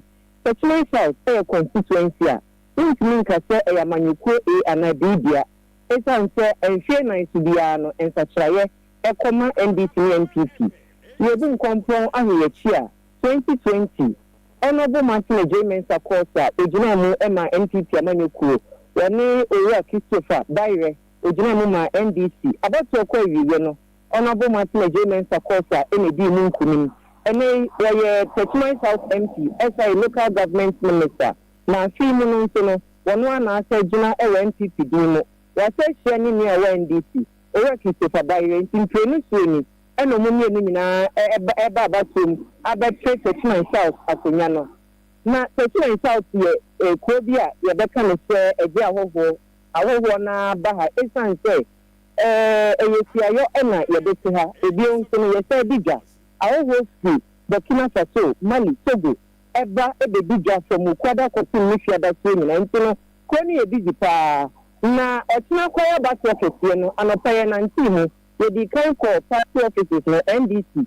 ɛne NPP ne ɔkɔ hɔ deɛ a as usual wobɛkɔ akɔto members no kakra obiara yɛ n'adwene sɛ wayɛ ahoboa a ɔmo twɛn ɛne ebewura na Nabena market ɛhɔ no ɛyɛ mini market baako a ɛka tɛkyimagya kɛseɛ no ho yɛbɛwura hɔ ma no sɛ ɔhɔ nso kyerɛ sɛ ɔmo nso ɔmo yɛ krado paa sɛ kyina ɔmo bɛkɔ akɔto aba na ɔmo ntwentwɛn so koraa enti tɛkyima na yɛwɔ no deɛ yɛasomdwe mu nko aha yɛsaa ne abambɔfoɔ nso kasae sɛ ahoboa bɛyi sɛ dwoada no ɔmo yɛ asomdwe nanteɛ ɛno akyi yɛwada yɛkɔ ɔmo aseeyɛ ɔmo de sɛ yɛnim sɛ ɛfiri yɛwada no ɛbɛsi nɛ no ebi mo bɛkɔ far east ɛyɛ Kwame Danso Sine West ɛne mantam a ɛtwa yɛn ho ahyia yi bambɔ iniwie mu nti na tɛkyiman deɛ ɔmo ahyɛ yɛ sɛ afei mu no sɛ bambɔ no ankɔ yɛ mpo 2020 na 2024 yi regional commander waboa wɔne ne mmeranteɛ no ɔmo abɔ ɔmo ho so ɛde nneɛma nyinaa agu akɔm nti asomdwe mu deɛ biribiara ɛrekɔ so tɔɔtɔɔ abɛtɔ kɔmisan yɛka ne sɛ yɛnyini mfirim ɔno nso ayɛ ne nhyehyɛeɛ kama wɔkyerɛ sɛ polling stations no ɛdɔɔso ti wasɛte distribute ballot boxes no ama no akɔ mmeayɛ sɛdeɛ ɛbɛyɛ ɔtena dwumadie no ɛbɛkɔ so tɔɔtɔɔ tibusae a asomdwe mu nkwa ne ɛde toa akɔsua yɛda ase papaapa sɛ wakyerɛ yɛ sɛnea Techman South esi ɛkɔ nyame yɛ adom a ahomakye koo yɛbɛba na yɛno ababa abɛdi nkɔmmɔ na ɛyɛ MPP ɔmo ɛyɛ press conference na ɛnkyɛ biara no yɛbɛma ehu deɛ ɛkɔ so Miracles Aboagye ɔno ɛna ɛkasa ɛwɔ saa press conference no ase deɛ ɛnkyɛ biara yɛbɛma mo etie MPP for ɔmo press conference a ɔmo ɛyɛ na baabi a yɛakɔ mmienu yɛma prof ɛnka ho asɛm kakra sana yɛnua bɛrima na yɛ asare ɛkasa na ɔka military bi ɔyɛ house ɔmo ɛwɔ baabi NDC for the statement de aba na prof mamemba wo ho o se yakasa nyina ne yakasa military no se omo deploy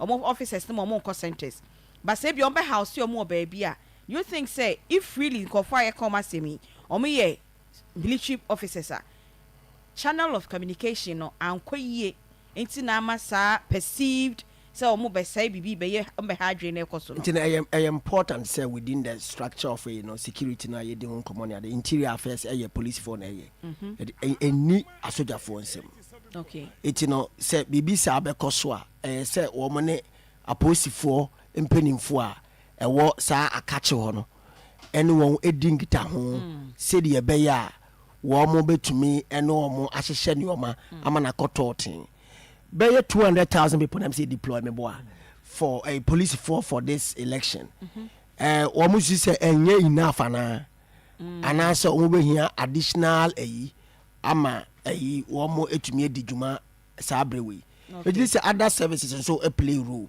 but as ra for the come be mu a say the can no unless there is an aggression mostly no police wanting to control not only that but a free abonten nanka ebe wurem ebe ye nanka omo so ene omo de aboani but among other things you will say almost serve reinforcement brano te enoma mi adin a yetumi ema omo free omo barracks ba na wono ma bedi omo juma na yebetumi agya atumi say sabre we ya ka say se so jani bi etomra nka woni say police for betumi ache omo okay yes so jani wotomra ye bi so jani wotomra otomra ye betumi ache okay ntino I think say ma obi anya say bia me hye so ja atade ntino betumi aye de me pa na say me giri say no ma bi say sia ye nkomodie okay oti ase anya threat say we ye be ma na we say da bi okay police follow jurisdiction amaba okay and omo pe clarity omo clarification mpenifo amodi djuma no mo hwesem no medi djuma mo ma sojafo no ntia say police fo djumadi anie na biribi ani a mo asojafo mo be boa wonom ama omo di djuma no sɛ dwumadi ɛkɔ suo no ɛyɛ ɔmo akakye ɛti ɛni sɛ ɛkɔyɛ sɛ one arm of the security no ɛbɛ impose ne ho on the other because wokɔyɛ saa no a na afei no ɔhaw bi ɛne wantwi bi bɛto mu ntɛmu a sɛ bi mo na ɛsɛ mobɔ ɔmanfoɔ ho ban mo na mo ɛsɛ mo ensure national security na mo mmienu matwa mo ho sɛ mo kontɔkwa at this last embassy yɛhwɛ sɛ yɛbɛto aba anɔpa no the next day no ɛna mo mmienu mo twa mo ho ako so the process must be say internal communication a ɛkɔ so a yɛde yɛ ban bɔ dwumadie ɛwɔ constituency hɔ no ɛyɛ sɛ wɔn mu di saa nkɔmɔ no yie bi a nso o touch on the MC mebo a sɛ waba hɔ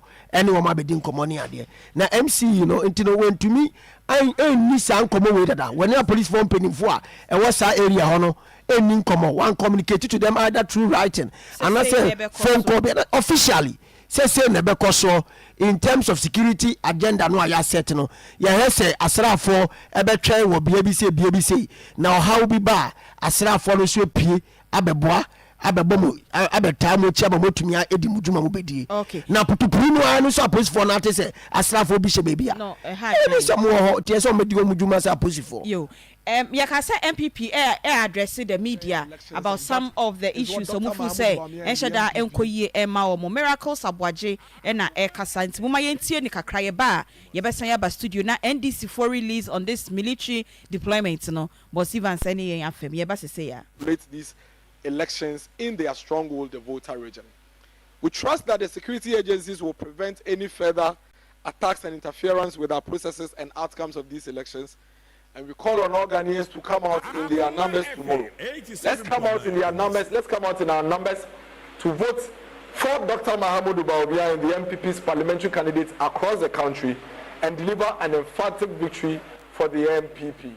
In doing all of these things, let all note that the sanctity and the sanity of the electoral processes of this country would be protected at all costs by the New Patriotic Party, and we are not going to compromise on that under any circumstance.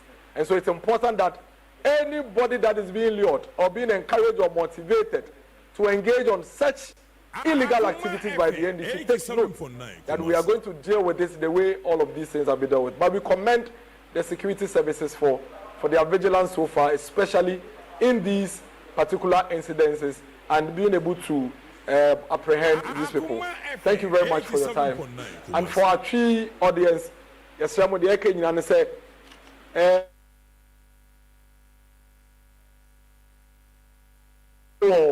voter region at NDC, Amayoko, almost Sumasi Djumedi bi voter region. Hard drink akra. Baya Yawode Cheboye Ghana Immigration Service NDC Constituency Secretary or Akachi North Constituency. I have friend of Abraham Mahebu. Sir Dennis Miracles Abuaje he is the Director of Communications for the Dr. Mahamudu Bawumia campaign team. Akoma FM. Okay, anti Miracles Abuaje ono Director of Communications for Dr. Bawumia campaign. Ono ena ekasa ye no na okasa e de afa enyame bia ekoso mu fu se enkoyie eno ho enkomo ena na obo mote kakra. Boss Evans. Yeah. Okay, so statement from the NDC on sa allegedly military deployment be. All right. It's NDC Ediaba. Na we know free. We say no free. The General Secretary of the NDC. Okay. Akoma FM 87.9. Yentie Miracles Abuaji Chi no na yevia na yaba betwa so. Ballot papers are the aircon Togo. Na dream pode say ono ane numu ton say okwa cheche Togo for say yesi to aba. Akada ba kon another minu a yeba beto aba e wo Ghana. Ebiom adenti ene fa Togo for say yeba beto aba nti a ebema NDC secretary etukwan akọ Togo okompo anfa border ofa akwan a emrema ho kwan se ebefa so na ode ekwakọ Togo kokwaye bo Togo fo nyina ne se aba ye to na kira no e Ghana fo aba se wonya Ghana ni a wontumi ntubi enti sempo se NDC fo be dada o na obe register ye wabra ye registration na fatu uchim se MPP amayokuo ye ma ho kwan ma wonto abayi bi ɛwɔ man yi mu a wonyɛ Ghana ni yɛahyɛ MPP fo ɛwɔ voter region nyinaa sɛ yɛma yɛni da hɔ ne yɛngyina hɔ pintin obi ɔbɛbɛ bi a ɔnyɛ Ghana ni a yɛwɔ evidence ɛkyerɛ ɔnyɛ Ghana ni a ɔfi Togo no yɛsi na no kwan cause clearly no deɛ esi ne kyerɛ sɛ NDC fo esi ɔmo ti mu pɔ a me ne okasa yi ɔmo ayɛ ɔmo adwene so ɔmo de Togo foɔ ɛba bɛto aba ɛwɔ ɔmo ayiwe mu deɛ ɛtɔ so mmienu on the 5th of December ɛyɛ nduro yɛ yi twɛm yɛ yi afɔgyato electoral officer ɔwɔ constituency ni mu a ɛsɛ sɛ ɔde electoral materials ballot papers ɛne document ɛsɛ ɔde kɔ constituency ni mu mbra ne sɛ ɔkɔ a ɛsɛ ɔde police foɔ ne electoral commission foɔ kaa ɛna ɛkɔ ɔkɔ no wɔafa police yɛ ni n'akyi wɔafa official electoral commission vehicle ɔnoa ne kaa ɛna ɔde nɔɔma no egum na ɔnoa nko anam ɛna ɔkura ballot papers a ɛkyina yɛde ba bɛto aba no ɛna ɔde nam deɛ ɔde ayɛ yɛ nim sɛ ɔde ne nsa aka ballot papers yɛ nim deɛ ɔde ballot papers akɔfa yɛ nim sɛ ɔyi bi efiri mu sɛ ɔde bi aka ho nyame adom police foɔ abɔ mmɔden abɔ adwuma ama me ne ɔkasa yi police foɔ deɛ ɔmo nsa yɛ dɛn asɔ ne mu yɛbɔ police foɔ aba so na mmom yɛsrɛ sɛ Ghana fo nyinaa ɛbɛhia sɛ ɔbɛhu deɛ akɔ akɔsi beebi asɛm akɔ akɔsi na electoral commission yɛbɛsrɛ mo na mo de aberanteɛ a yi a ɔyɛ adwuma wɔ mo hɔ yi a wafɔ mo mbra yi mama mbra ɛne na yɛ dɛn edi deɛ ɛka nyina ne sɛ NDC foɔ aba bɛhu sɛ abatoɔ no ɔmo di nkukuo na ɛkwan bi a ɔmo bɛfa so a ɔmo de basabasa yɛ ɛne nnuamɔ ho nsɛm ne nneɛma a ɛnsɛ fata ɛbɛba yɛ abatoɔ nim no ɔmo ayɛ ɔmo adwene sɛ ɔmo de bɛba especially nkankan ɛwɔ voter region bea a ɔmo adwene mu no ɛhɔ ɛne beebi a ɔmo ahoɔden soronko yɛ dɛn ɛwɔ yɛgyina yɛn nan so pintin ɛnyɛ adeɛ ɛbɛma ho kwan na yɛdi kan wo a wonyɛ Ghana ni bi abɛto aba wɔ ɔman wei mu ɛnyɛ adeɛ ɛbɛma ho kwan so na Ghana mbra yɛde yɛ adwuma no NDC foɔ atoto n'ase yɛmma basabasa yɛ bia ɛmba abatoɔ a yɛba bɛto yi mu Dr. Mahamudu Bawumia ne MPP aban MPP aman yokuo yɛtu yɛn ho asi hɔ agyina hɔ sɛ asomdwe nko a ɛna yɛn nyinaa yɛbɛyɛ na yɛahwɛ ama yabatoɔ na yɛ dɛn akosi 87.9 Kumasi. Okay, enti Director of Communications Edema Dr. Bawumia campaign Miracles Abwaje ena address media no ewo enkran na mwetie ne nsɛm no nyinaa nsɛm a akɔso ewo some part of voter region na amanyokuo no omani enje ho ena omo ede etudwa prof wahwe oniama kakra kasa kakra bi fa the Miracles address hu mi wi anama ba Evans wona or the statement na to yenim bigiri say ya kasa ya idea ya ti ya free in crime central region right the free central region say even saying asraphobia kwashe baby a NDC for some no a similar mindset say almost say bi kro omunya asrafo almost say bi kro no omu yedipa bonphobia omu beboama MPP wi aba no yes it you will see said there will be accusation and counter accusation but how many press conferences no obey before the election and post election? I'll tell you this. I think the parties in preach peace. Okay. Now they are talking allow the police to do their job. Okay. And it's very important to say woman komodino end up inciting the citizenry against one another. Because party A create impression say party B area. Now party B so create impression say party A area. To every situation, you will find miscreants. In Conphobia, one more nipa born for more MPP mu, nipa born for more NDC mu. When these pockets of issues are coming up, no, we should rather commit the police to take charge and do their job. Say, your mano, a wholesale analysis. Now you receive voice be to assume say the NDC is in cahoots with a certain person or a group of us to steal the entire votes in the voter region. I feel say it's going to be an unfortunate discussion. Okay. The quiet and the peace in the region. I think what is important is say police follow countrywide. One of them chase any power, and before they chase any power. Police it was the police. Yes.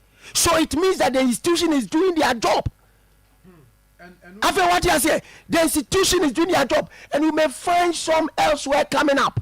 So any political party and making any political capital out of this at this time of the day.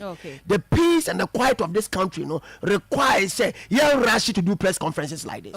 I think what is significant in this conversation I'm trying to make is the Akoma in the voter region. Very soon we may get the NDC also picking pockets of issues in Ashanti region and begin to amplify that. Historically, you really said these two strongholds, so many things happen, so many discussions also in the course of the process. But Yama police for and your mojuma, a police for your mojuma. I would think to say Yama police public relations and make this Akoma MIA. There are some miracle analysis on however the case is, which may pander to security, pander to many things, and you're within the remit of the security service. Yama police for and you need some come away. Now, almost and can once what they saw, what it represents in the idea, any acquire omedi and no go acquire so mehese, abai a better and by our voter region. When the NPP presents a narrative from the voter region like this, there will be equalization very soon.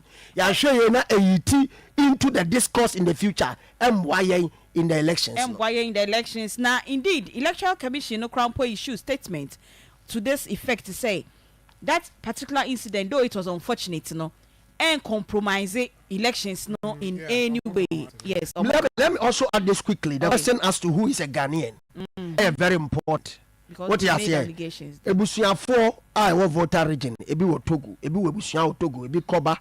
Every now and then. What you are saying? Ghana ha. Ye twemu Cote d'Ivoire every now and then.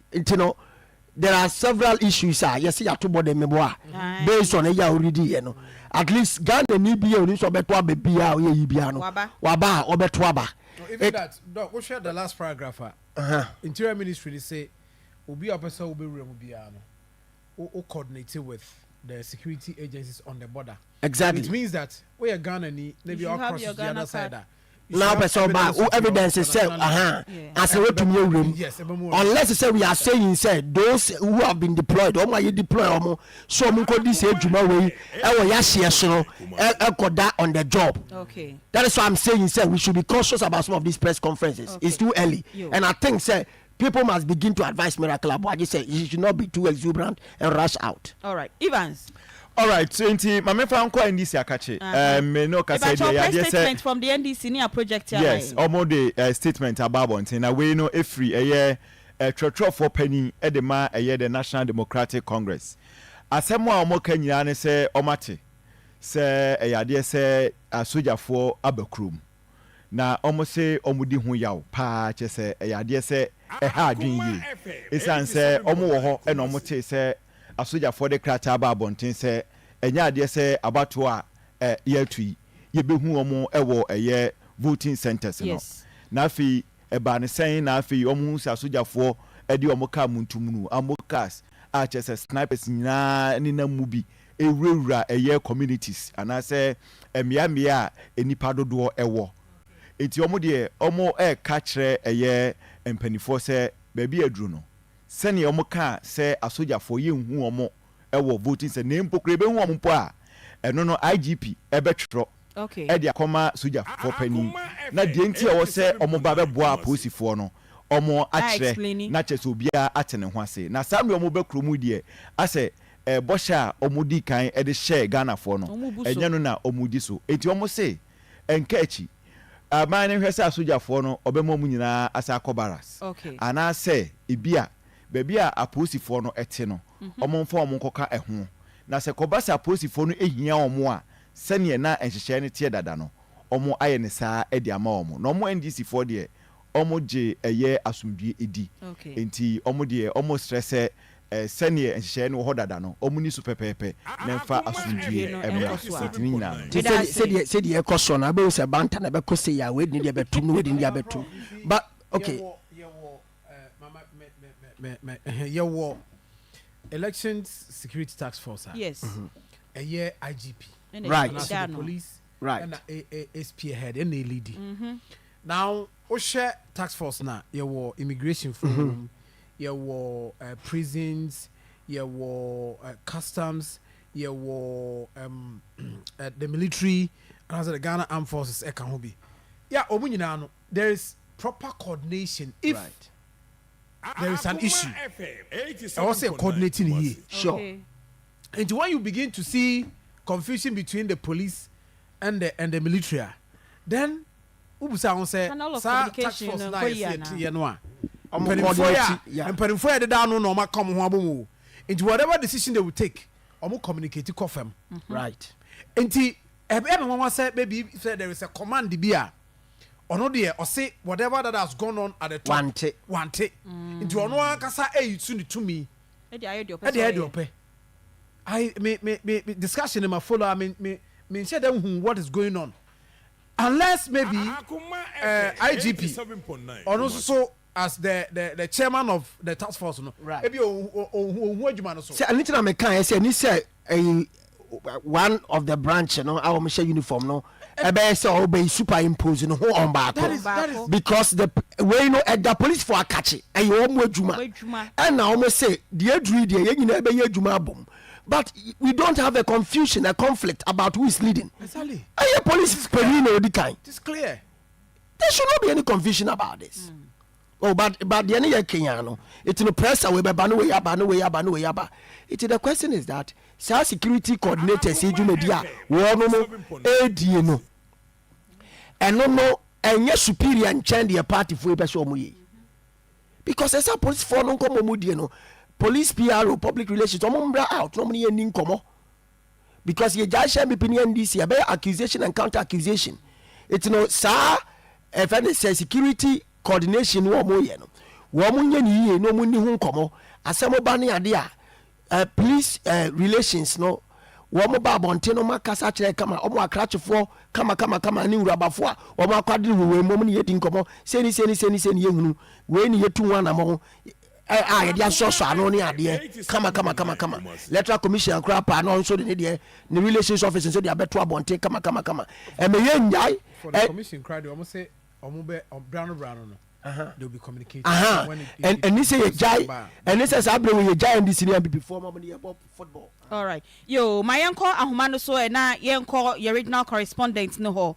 Na say yenko Sunyane na mene kwabna ebisa endi enkomo kwabna boko de Uni abaya ko pa de no ye pa ye de nyame ase papa na baby awo Sunyane e hot say oh ya ko pa dum Sunyane so boko na mom obeti ha de kano jebo taka me kakre bina aduwa ipoma ko ma ekini akojina atwa ba na ade abeti mo Sunyane ha aye ahomboa etigu so a wo he na akopon ya domo a na wetini ede aye ballot boxes ne ho akade ni na amodini na ebeko all the various constituencies bonomu ha na abato no etini ahihye so na urban security aspect so ade a the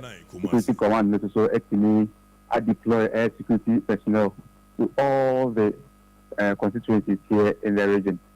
Now, so ade a anopay and etiti and ajo eba the bepem area de kwa nyumani mo no ade so a political parties so etini make transport means available at the amount one obeko constituencies Ghana Fana in the northern region, the central region, Volta region, all the regions. But this year, a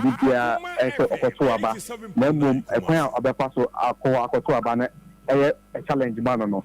I political parties, both NDC, any NDC, actually, transport means available at the amount more. Or actually more at the Omar corner, or aba at the amount of parties.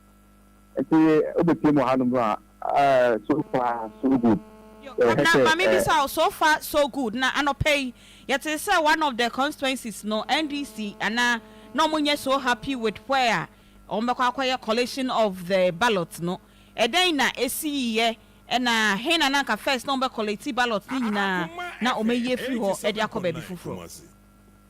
So many about became Sunyane West over the years no na idea municipal old municipal assembly do Canada municipal assembly ho more assembly ho omutili coalition na but this time around movie assembly no call a different location and also abeda empire it's not when say abeda empire the idea coalition no ebe to aso but almost NDC almost assistant center no e call Odumaseman Senior High School I don't know almost annual bode it's enamta NDC parliamentary candidate Edmonds Yoni West Militant Yeboa Amankwa according to no Utuanamo a petition EC Bosa or Sunyani West and time to know EC Boss also it's the security task force Emma Omuko shared Diana almost police center Odumaseman Senior High School but Omuko Honomono actually reporter EC Boss on the debate HSA Omu issue or nobody call Omu old place and in answer a honomono security and yet so meeting I a bit or if you say one a whole ebony a secondly school also idea and yet fully friends a tia EC or Mushisha and a doom school for old school more a teacher for old school more in case of any but violence no idea a bit me affecting students now I say as a chair for no and a doom assume idea a pa nti bibisa no ekoswa na idea hard na dia omuka omuke etwa yam kra ne say enya school no fa ba bi so idea NPP for omakwaji a so ebeye omukọ nation nti bia NPP for ebeye omukọ nation na that same so the fa so idea omode regional coalition the idea omusha entwa ye no say omuhena omuyi adenifo ni thank you no Adam say omumpene ma bibisa enkoso it is animanimu ya no isi any security force no I'm prepared the ama and I say omansan anfa nko old place na old assembly na idea ebitini ede basabasa aba enti no was rete impenifo no ebeti on na esifom na wesini ede center no akọ old assembly ho na omapene so ama wo ana say so na bebia ye change the corner kwa na ombe collect ballot ni nyina.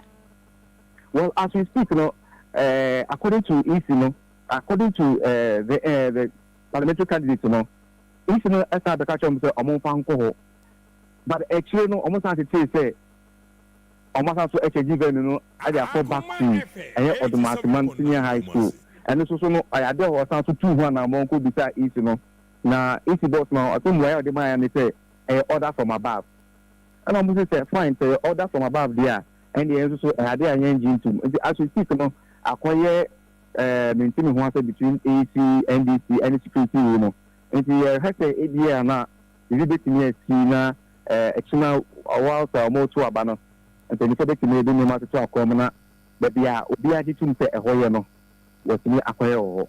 Okay, nti apart from a hono there obeka say Bono region ho so far so good bibia edaboko we never start the media ba ha dia eka say idea bibia eyeboko ha na penifo say nechi ni do chale nti ye na the ebcd and so idea ya fan kamo atiefo yo yɛda papa kwabna bisa na mote sɛ yɛno no edi enkomo no na nyame yɛ adom a ɛkyina nso yɛbɛfrɛ no na deɛ ɛkɔ ɛwɔ Bono region no ɔde ato yɛnanim na yɛnim sɛ yɛnuanom a ɔmo bɔko no ɛhɔ nso na security nsɛm no sɛbio ɛhadwe papa na bɛ na wɔtwe mu regional police commander ɛbɛka kyerɛ sɛ ɔma intensify security anopei yɛtete sɛ sɛ obi ewura Boko township ni mu a lot of checks pa ɛne ɛba asa mode ba no yɛyi mu nyinaa si fam mo luggage ne bibibia ne sojafoɔ ne policefoɔ hwehwɛm sɛ nneɛma a wodi bɛwura mu no ɛnyɛ recruitment bi a you're prohibited. And see, Yabako Honso, now you need Yanoma or more hono, Eddie and Comonia Bisan said a Honso saying a security semno, esi eti ewoho. Now, my baby Sir John, say, Eba say, ye change collation centers now. Sanka, ye stakeholders in the election. Yes, there should be some form of talks. Yes, meaning say maybe reason no say be security. Okay, bon. Because obobo so. Security. Now this is what happened. The last time on IGP, any Ghana for din komo no. Or can say task force nankasa isi ka ho bi o. Let's not forget task force nankasa na ye kan wasem no. Electoral Commission can be the National Election Security Task Force no can be. Yes. And whatever decision be taken, I will say police for you aware because IGP say Omone Electoral Commission and a proper consultation. Identify say ye no coalition center ye. Now conditions almost set any bini. I was say area near fenced. Because among percent crofoba be go benya easy access nti I was say area no air fenced and sakrana facility no a ye collection wo mu no ehon say well protected nti it will be a surprise thing say see a movie from baby a world na ye dey go different place within the same area no na yan communicate am obia na say e bana stakeholders political parties. You see, one thing that we should not forget is that some stakeholders in say bibi be sorry of them na e jana estase so a one be so jana. Enti I don't know why say yes see a change venue a e wo say yen hye e yet say nipa mienu bi decision because baby e ba be dru no decision as to he fan a coalition center no already decided and settled. Whatever went into it, either the regional security council or the DISEC, Obia involved, and political parties are involved. Okay. And to hear say center if one place to another without engaging the stakeholders. Maybe Cabrofu soon to make Cabrofu. Messiah about Hobium na Mamenko Boko Central Upper East. Na yeni bema Simon Atule Atubugri Ndi Enkomo. Simon na utichi kakra. No, please. No, please. Okay. How are you, Simon? Oh, I'm fine. Okay. How is Boko now? Oh, Boko is very peaceful because for the past 4 days we have experienced a big peace because it's not like how it used to be after the special voting. So it's very calm. Okay. You're saying that it doesn't seem like it looks like how it used to be before the special voting. What was the situation before the special voting so that we can really understand what you are saying that Boko is peaceful for the last 4 days? You know, before the special voting, Boko was uneasy because everywhere there was gunfire all over the town. And then it is due to the ethnic conflict between the Kusasis and that of the Mampusis. So the town hasn't been peaceful since for the past 2 months when they brought in the rival chief Boko. So, but for the past 4 days after the special voting, Kam has returned to Boko, and then everybody is okay. They are moving around doing their normal duties. Is it that the number of security personnel have been increased, or it's just that people are now trying to abide by security protocols? You know, I interviewed some of them, and then they are telling me the reason why they are calm is just to come out, just to make sure that they come out and vote. You know, there was that kind of thing on social media that if the fight continues, they may be put a ban to it for them not to be able to come out and vote. But because of that, the people have made up their mind to silence the guns. Maybe for now, I can't tell, but it's peaceful. It's a calm. It's And then this evening, I interviewed some people about what will influence them to come out tomorrow and then vote. And then some of them tells me the security situation, that the uneasiness in the township that they will be coming out to vote. And then others also talk about the economic hardship that they will be coming out to queue and vote for the party that they think it will bring peace to Boko. Okay, Simon, this morning I was monitoring other stations and they were saying that when vehicles are entering the main Boko township, all the passengers in the buses were disembarked. They had to go through a lot of security checks, even with their luggage, to ensure that whatever that they are carrying, they are not bringing in any guns or whatever. Can you confirm that to us? I can't confirm that because when I was coming in, I have not experienced that. But I think it used to be. But today, I've not seen that. We came in, nobody searches us. We passed through security officers, even though there's so many security being dotted around the shoulders of the road from when you are entering the township. But nobody searches us. So for that, I cannot confirm that whether it was in the they really did that. Finally, do you have a sense that a lot of residents in Boko Central will come out tomorrow to vote? Yes, they are eager to vote. Some even as I speak, because of the curfew, some of them even said that they would have come out to put some stones or whatever to arrange to make sure that they are the first people to be voted tomorrow morning. But because, there's a curfew currently in Boko, so that did not allow some of them to do what they can do to be the first people to vote in the morning. When is the curfew? It starts from what time and ends at what time? It starts from 6 a.m. to 6 p.m. to 6 a.m. in the morning. So it means they can only come out after 6 a.m. tomorrow. Exactly. All right. Okay. Thank you very much, Simon Atule Atubugri from Boko Central. So hopefully tomorrow we shall come back to you to assess the situation as they come out to vote. Thank you. Yo, wait, enyumbre, bro, for mama can enyumbre, we say, no, sir, come me tea biscuits, na come me, we will somebody judge now, it's not make carity, come make a bro, say, na tea biscuits, no, na come manager, dia ba, and a man can ye say, John. Will be a or call collation center. A man tea. I wasn't giving biscuits.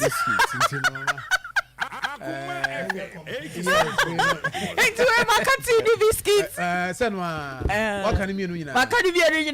Say, be sure, say, now person be mistake. And some city biscuit. Why clear? Obi antiasie. Manager also. I enjoy it.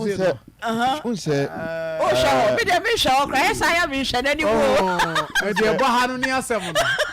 Dear Bahano. Oh, so I signal say for our concar. Prof will be such a dentia. It's a prof with your manager Bayinano. Minia Bakui. So, one of my in a near Saturday. One was your son. I should not want them as a chakram and tiasia.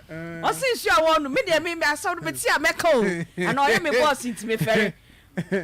Or since you're not bossy myself, how many mentions John and Ibn Macan. Or since you're not one no. A very year patch as well. Now, I'm saying, I would to see the quiet day. Oh, quiet, Master CC, HSA. I be a man, not John some more. Oh, okay. Yeah, now, so yeah. Sir, so the ornaments were a year. What are no crowds or see and won't see more? I see. About the seminary, Bibiania. I want any actual one. And you read I saw what can be a man. When you cry me more. There we are. Oh yeah, we interview no. Aye. Yana imprebi brain. Edin say, "O de akan kasano, special akan more radio mass we no." Na wait me so de profona ye ni interview kronje. Yenua ba kubi no so radio presenter sa. Na so the twi na ye adwuma na che. Danon Tina Niji, Nippon friend on now on tip chino, Tina was said, what come of 87.9. Chomo Maswa, Quanosu di Candy Brofocasa, or ever be a brofuni free banwa. Adio Kaya and say, there be producer, I say line in yet. Line them what? Line them what? Line them what? It is a bear, Mommy and Kobe before fro. Na line in yet, line in yet. Mama, yes, I mean, why are they? Na unse say man you started bro we cheap and those days. But unse mama, na ye pesi hu Boko Central. Yes. Enema ebeko so say about to ne be baso say maso ho because 87.9 Boko nsem no eni nyan. Boko nsem no eyarehosem. Nipa e wo Boko niema bi omukomu no enyefe. Ni nyina so free. Mani age say enhyehyɛ egu akwan mu a at least ombeti mi ato maba. Asojafo ni politifo a ewo ho yemo maba so. Okay. Nyame na nkasa ensure mu nkran na face so omuntimi monipa ewo ho ehun ban. Se ne omahye ase no omofa nkwa wiye obi e ba sebe ni pioto kra yenhwem. Se bibi hye ho a. Okay. So se bibi hye ho a. Pioto kra yenhwem. 87.9. When we say now me try to reach one of our articles be on emerging local voices and new possibilities toward attaining sustainable peace in Boko, northeastern Ghana. Many aminu dramani ne Sebastian Anzoruku Palu Netroye about Boko, the Boko conflict, right? Okay. A very historical question, a serious question. We don't know when peace will come, but so many efforts are for put in place, the local actors, the state actors near there, especially a Drew's hard time we cry about to Abanua near the Noa. It has its own way of also say because partly na political. Historically, the way they've handled the matter, no politics because of how decisions have gone within some regimes. Be a Supreme Chroma, ABC, UP, so it's a different political party alignments in here. Apart from the whole internal traditional stake, there are other external politics affecting them over time. But what I will tell you is small arms, proliferation, and I say a two I would do a two million so and also. I thought to say earlier, no crown, you would have asked the security person also about it. Says I bring a 2 in 7 so and comfort to me or mine monoso and 170 say. Oh, said ye beya and comfort a 2 woman. Enya kwan emfem wura me ahodo but o my idea so over time not only Boko but countrywide so time we say here and conform for to nhye emfa move about ne ade because more security time nti wo tuo kura for personal security a hu hia say sabre we would say tuo no be de nante krom ne ade because very important say be secure peace no ka so bi ai me bi me buafu ti makotwe tuo but small arms proliferation across Ghana over time election season we need to ensure say ebetumi abo man for ho ban na ya say enkonform fa etuo bia omodia gu omo ho dem no enyimpi emfa nkodi bone around this time nipa bonfo etumi di won ho gimu it the police with all the coordination omo nyina no so no Medlisa on so much, say the Bayan conform for small arms. A lot of this same true, a baby, no, Ghana, manufacture money will fit money, different areas near the Medlisa, all the security apparatus, name, choir or mafaswa, or my ensure security over time. But around this time, they should ensure, say, there will not be such proliferation into the country and the women that are not for and Franco Di Bonnie. Okay. Akoma 87.9 Akoma Elections Command Center. The Otini Kase say ya or didn't nasam no or Professor Samuel Edu Jemfi or a Vice Dean, Faculty of Social Sciences, KNUST. Miniam Mema Mienu and so Ewaha or Mokame William Evans Inkum, Anna Sir John. me kasa sabre ya de me din e de Beatrice Piogabra me e na matena mu a fiti no nsia e de e ba bedru sampempen so enche bia no ye the first half of the show no e beba na wie ye na obibini so abeji na konwa no so atena mu a akopem no nan na no nan no Sir John abeji akonwa no no atena mu no nan na je se echine wia 12 o'clock e no obe sorry na me soma san abeto aso bio sa na ye bo na totot sa akopem say na me ya duma ye benya Sorry, no, I didn't. What can I say? No, na mamponi sutani adra ho no no. Can I sim channel papa? Okay. Me phone me ban me jano kwan. Sa. Ai. Me ban me jano kwan se be ma ekwan wanim. Ekwan no wanim. Ai, ene obekọ adra ene ne areas. All right. Okay. Also say ho address e ka flash points no. Pa, tina wo ko ho no. Oh, so no ba bia. E ho ahie no pe. Enti yeah, yeah, first half no with MPP ni NDC. Any of their reps no. Maybe some say so far ballot materials ni nyina o ma hwe baby e kɔ ni baby a e fa ni nyina no metimi ahwe ma EC e deploy e de kwa na yen kan kya mo say elections command center yi aboafo bi e na so ye mu a ye de sa enkomo yi e de ebramo efiti e na e kopem say till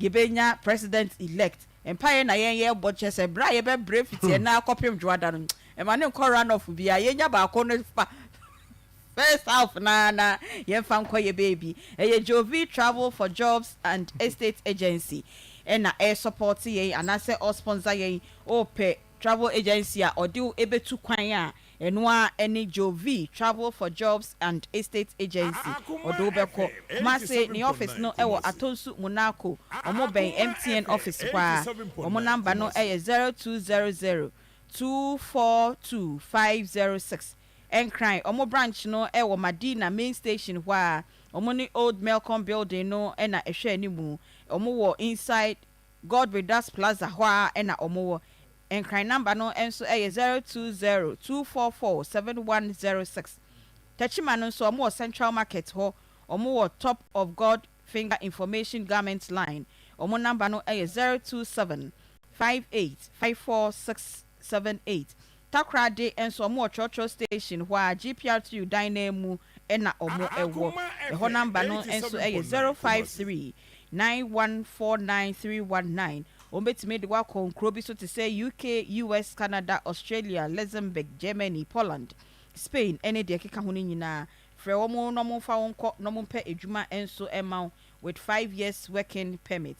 Congo ointment enso boaw so wo honam eni ensansan bia empompo apropro ni nyina kakarewe honam ekekaw ni nyina kopɛ Congo ointment ni bi ne fafa honam eni enhyehye nanso eye adwuma papa frɛ omo natural ventures so pedodo etu na so waton a e wo 0249 017101 ena 0204 616161 ubenya bi e wo herbal ena pharmacy shops nyina e wo oman emu titi natural spices enso ebema weduane ayede yaye natural spices ya akakadro jene enkete garlic bay leaf nutmeg ena yede aye titi natural spices ye fan chinin fry kalabia enim esambia nso enim ubenya stew seasoning titi de ani bi jollof seasoning titi spices garlic ena ginger seasoning titi spices ena chicken and beef seasoning ena curry powder and also titi spices into so kodwama so enkasa me pe spices kase o petite natural spices to be nefa ye waduane go pedodo etu na so aton a omo numbers no 0245 580957 sanso ena grow fine enso eboa ye emyede Akoma Elections Command Center no yede abremu grow fine ya titi anase ya koko ya ene yede aye grow fine na eboa papa ema mu fichi kro no emba yie no etimi esiesie no ede ma untimi enda kope grow fine be boa ama wetimi ada yie wenumato onsa na ye otitiriti unanso ye otitiriti a yare bi ena ebo okoko no pe grow fine esiesie onipadua no emfa ema grow fine ubenye bi ewo herbal chemical ena pharmacy nyina ubenye bi ewo honnom na afenso community herbal KJT apidan herbal ubenye bi smart herbal ni nyina ubenye bi wo pedodo etu na sa wo so waton wa frɛ number 0244 596532 0244596532. Grow fine, it makes you grow fine. And Anchor Aviation and Professional College and so air support yen sponsor yen the Elections Command Center no Eddie Abreu. Opeso usua dear our travel and tourism, airport operations and passenger handling, cabin crew, air hostess, and a health and safety management. You know, Anchor Aviation and Professional College. Remember 1 year teaching lessons and a 3 months practical attachment. Remember national service opportunity. No sign up a juma and so a day amount. Oh, wasi and answer any other qualification be a wait me Eddie apply not on my foul and no usually na on my page ma Eddie amount. Or more takra the West Vijay. Or money takra de Dr. Amwa Clinic no and edi and shenimu and cry and so or more Joy Link travel consult dynamo ever domit born again. No more sign online studies options ever horse won't mean con cry. Ain't mean takra dia. Wait me usually ever online no eso. Registration forms no 300 Ghana cedis. Oba Akoma FM ubenye bi ato ewa hanom sig deadline 15th December. Fre omo ewa 0244886929 and 0200132746. Ochia Herbal Powder Divine Hope Herbal Center and de Ochia Herbal Powder and so de Abba and also Oba Bema Usisi yo ya Bema Oba Wakoti and Nemu Yarewa Oba wenya white and a menstrual disorders cocoa and our pressure any nyina kope Ochia Herbal Powder ni bi and also benye bi ewo cap herbal ewo sunyani nana boache herbal kanshi AA mensa takrade PK Gumbila Tamale o pedodo to dia na wa Fred Divine Hope Herbal Center ewo 0551 228281 na ubehu omo enso macro ebusuakruwa junction hwa ena ubehu wonomo nanka ye hwese ebenya MPP ni NDC for na me nya wo mo ni omo ankasa obibini tnasia oni omo ebetoa enkomo no eso na ma memfa final words no me sha see free Evans ho miwia na makosa John ho na prof eni yen abewie for now enso yewie elections command center ne Evans. Well mama nyame adomwa enti boss Evans hold on kakra bi my na yen call line so Akoma FM 87.9. Okay, my uncle line so na yani regional organizer for the NPP, Dr. Francis Adomako Francois. Dog, good evening. Good evening. Me pa chobo call there. No. Ye de nyame as papa yenso ye ho ye pa. Na yani electoral commissioner Edin Komo.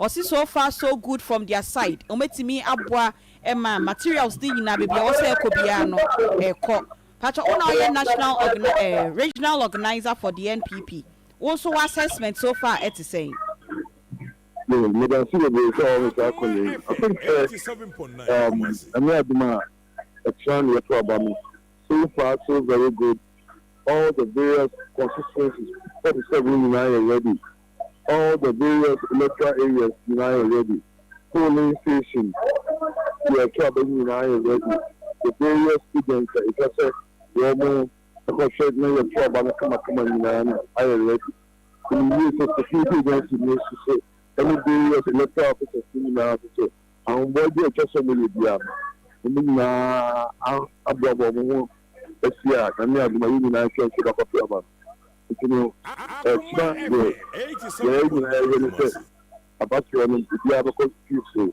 na the other conducting the use security agencies also the upper day remember protect that you election my area my copy na let's say from force in the conducting really no be and yeah at the end of the day the man the beauty of this particular democracy because one go maybe one go for ballot box one go maybe via encepata security agencies no so any big but for so we the kujao security agencies will be up and doing in that's so bibia bo pass ko polling station ho in koyeni bia encepata so wa bu tu now why was it say ko bibia ono or tin ko dani ma enene the bishop for no all situation police station. I want to go to person and go for a media and back. Then process the bigger conduct the very bad man. Maybe the law abiding. We make sure so if you need to protect everything you do. Okay.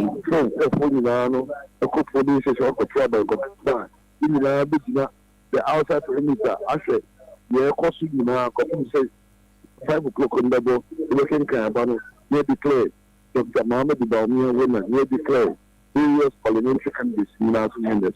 I think my lecturing.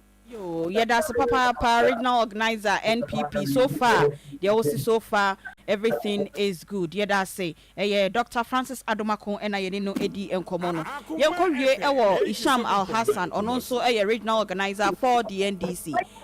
Isham Al Hassan, honorable. Maybe where they? I don't be at the Mr. Yeah, the Yamias papa. Unia Bema Francois, or say from his side there. So far, everything is good.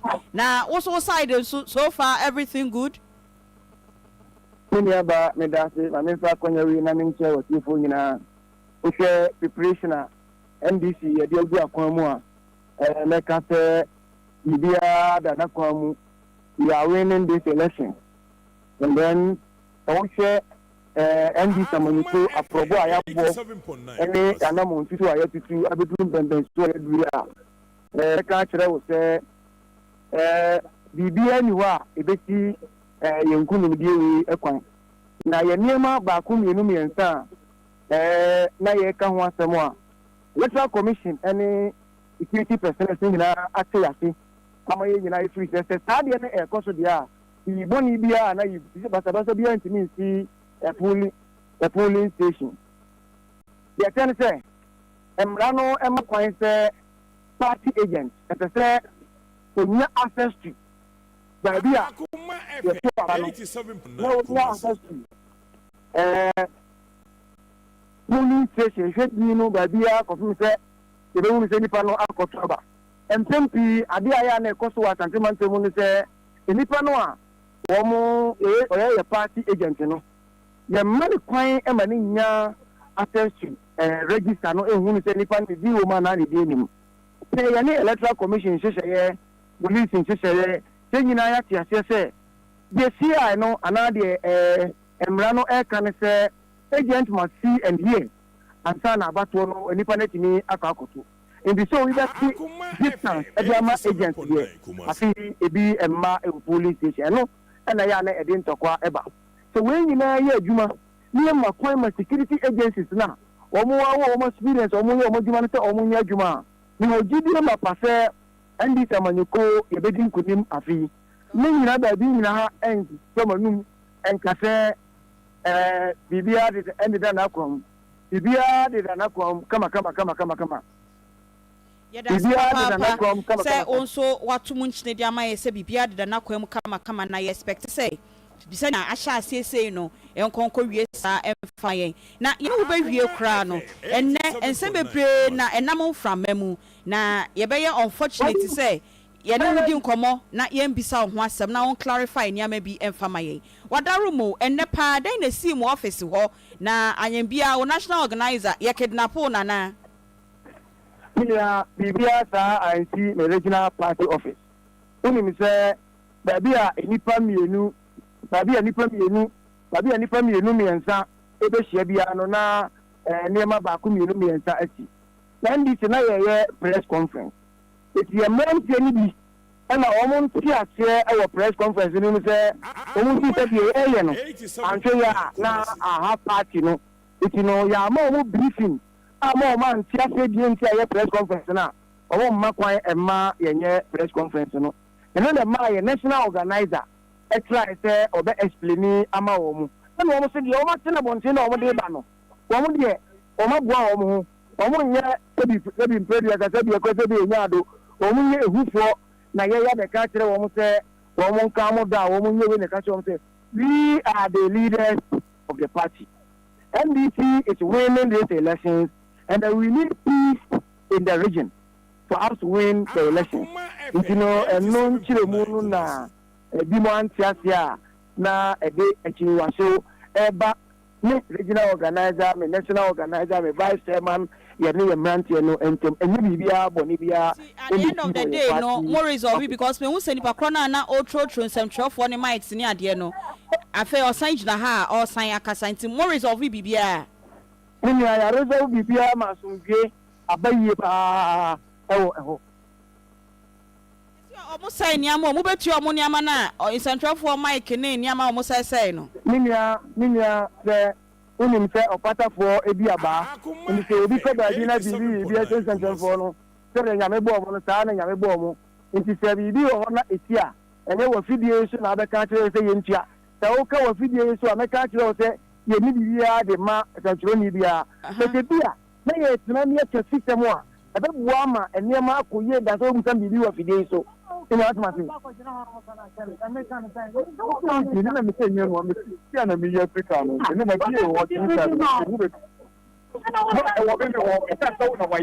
And yet, do best here. A part of what you have, name whom you are so free and nearby, and see the mobile man, some truck for no more money. I must say, you know, not it's me, Akoso, or no, Isham or Hassan, where don't can no or can ye pan a last one or the better was soon idiot. Boss Evans, Pacho, final words for now. All right. So, final words, ni say nyame admech na. Ghana ye kotoaba. And seni enhye eneti no. Ye central for. Ye ni obi ani asem. Ye hu nipa bia nu ho a oda ballot paper no so bi. Enti ye ba ho anomanya ye ho abotre.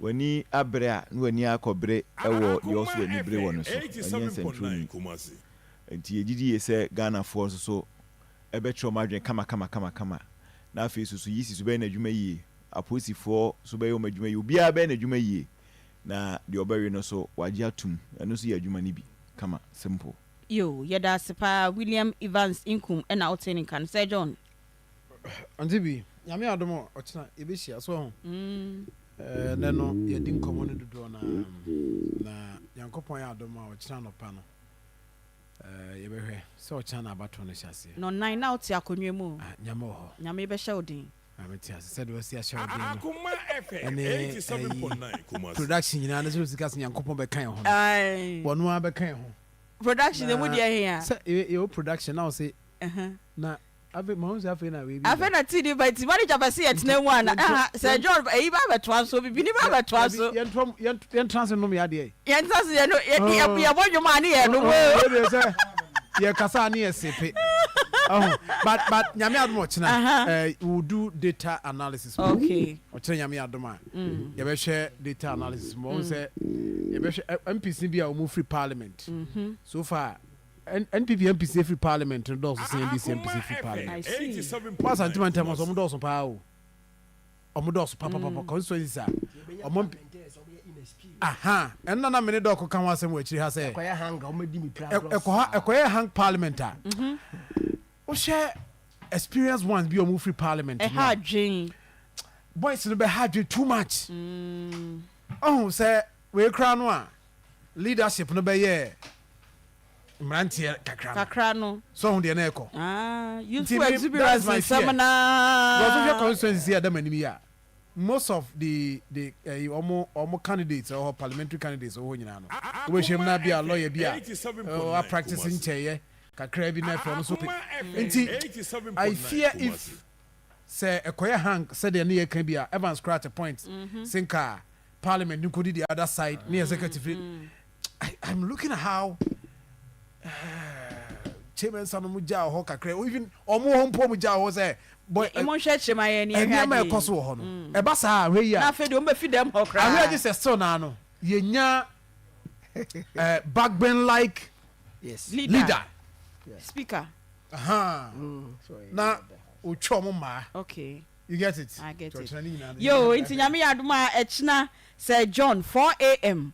Obetnasia eho ene ye be hye enkomo na se efi na nyabo cha one hwanu hwam na bedi nkomo yi what can I say ni bisa prof wa ha but on man papa prof be bank be me de but yame admo china no ye wo mpanimfo a yene omo ebedi dwuma yi. Okay. Yes, omo so. Remember later in the day. Later in the day. Yes, obetima join me cry along the line. So later in the day. I maybe the profile am ne ko. Profile am ne ko. You share me say Dr. Samuel Efriye beba. Okay. PV nso beba. And other guests people yes, also beba. Okay. If you crowds will come here now, okay. You know no aye. Analysis no na ya share.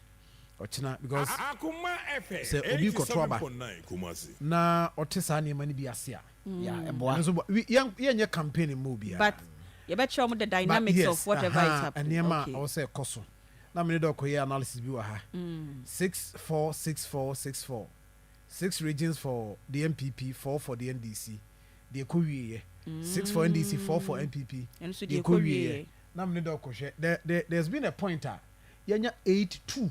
Wow. Party binya 2 and abakunya 8. I see. Ni nyina nya bwech na. Ye be hwe me das papa Pastor John. Na ye be wie e wo Prof Edu Jemfi ho. Yemfa nyansa. Fie nyansa. 87.9 Kumasi. Enenti ase yenkoto abachina. O kono o to no se nipa tuntumu kokko de o to amane bia. Ma Ghana flag ni nyina weni so. Okay. Na weni se o to aba e asesa Ghana shebre ana de ato Ghana so ma Ghana akoyi yemfa kroyen so fanko because kamia say ubeko na yo Africa de say o compound houses bebre ubeko fie bi mu benya MPP go benya so benya PNC benya different groups say nipa kro party na ye dom no ema ye nya nipa nipa bonfo etini yamfa santi ase no nkoto aba ye to aba wie nso a yakotena ye fie ne ya twense ye bekan aba no emra da abato no wona enko mesre MPP ne NDC mesre mo press conferences no munsi abotre na ye hwese you know respective agencies na wo mudi dwumasono soronko e wo miaye no emom be address issues me das yo Professor Samuel Edu Jemfi or Vice Dean Faculty of Social Sciences KNUST and I would say in Kano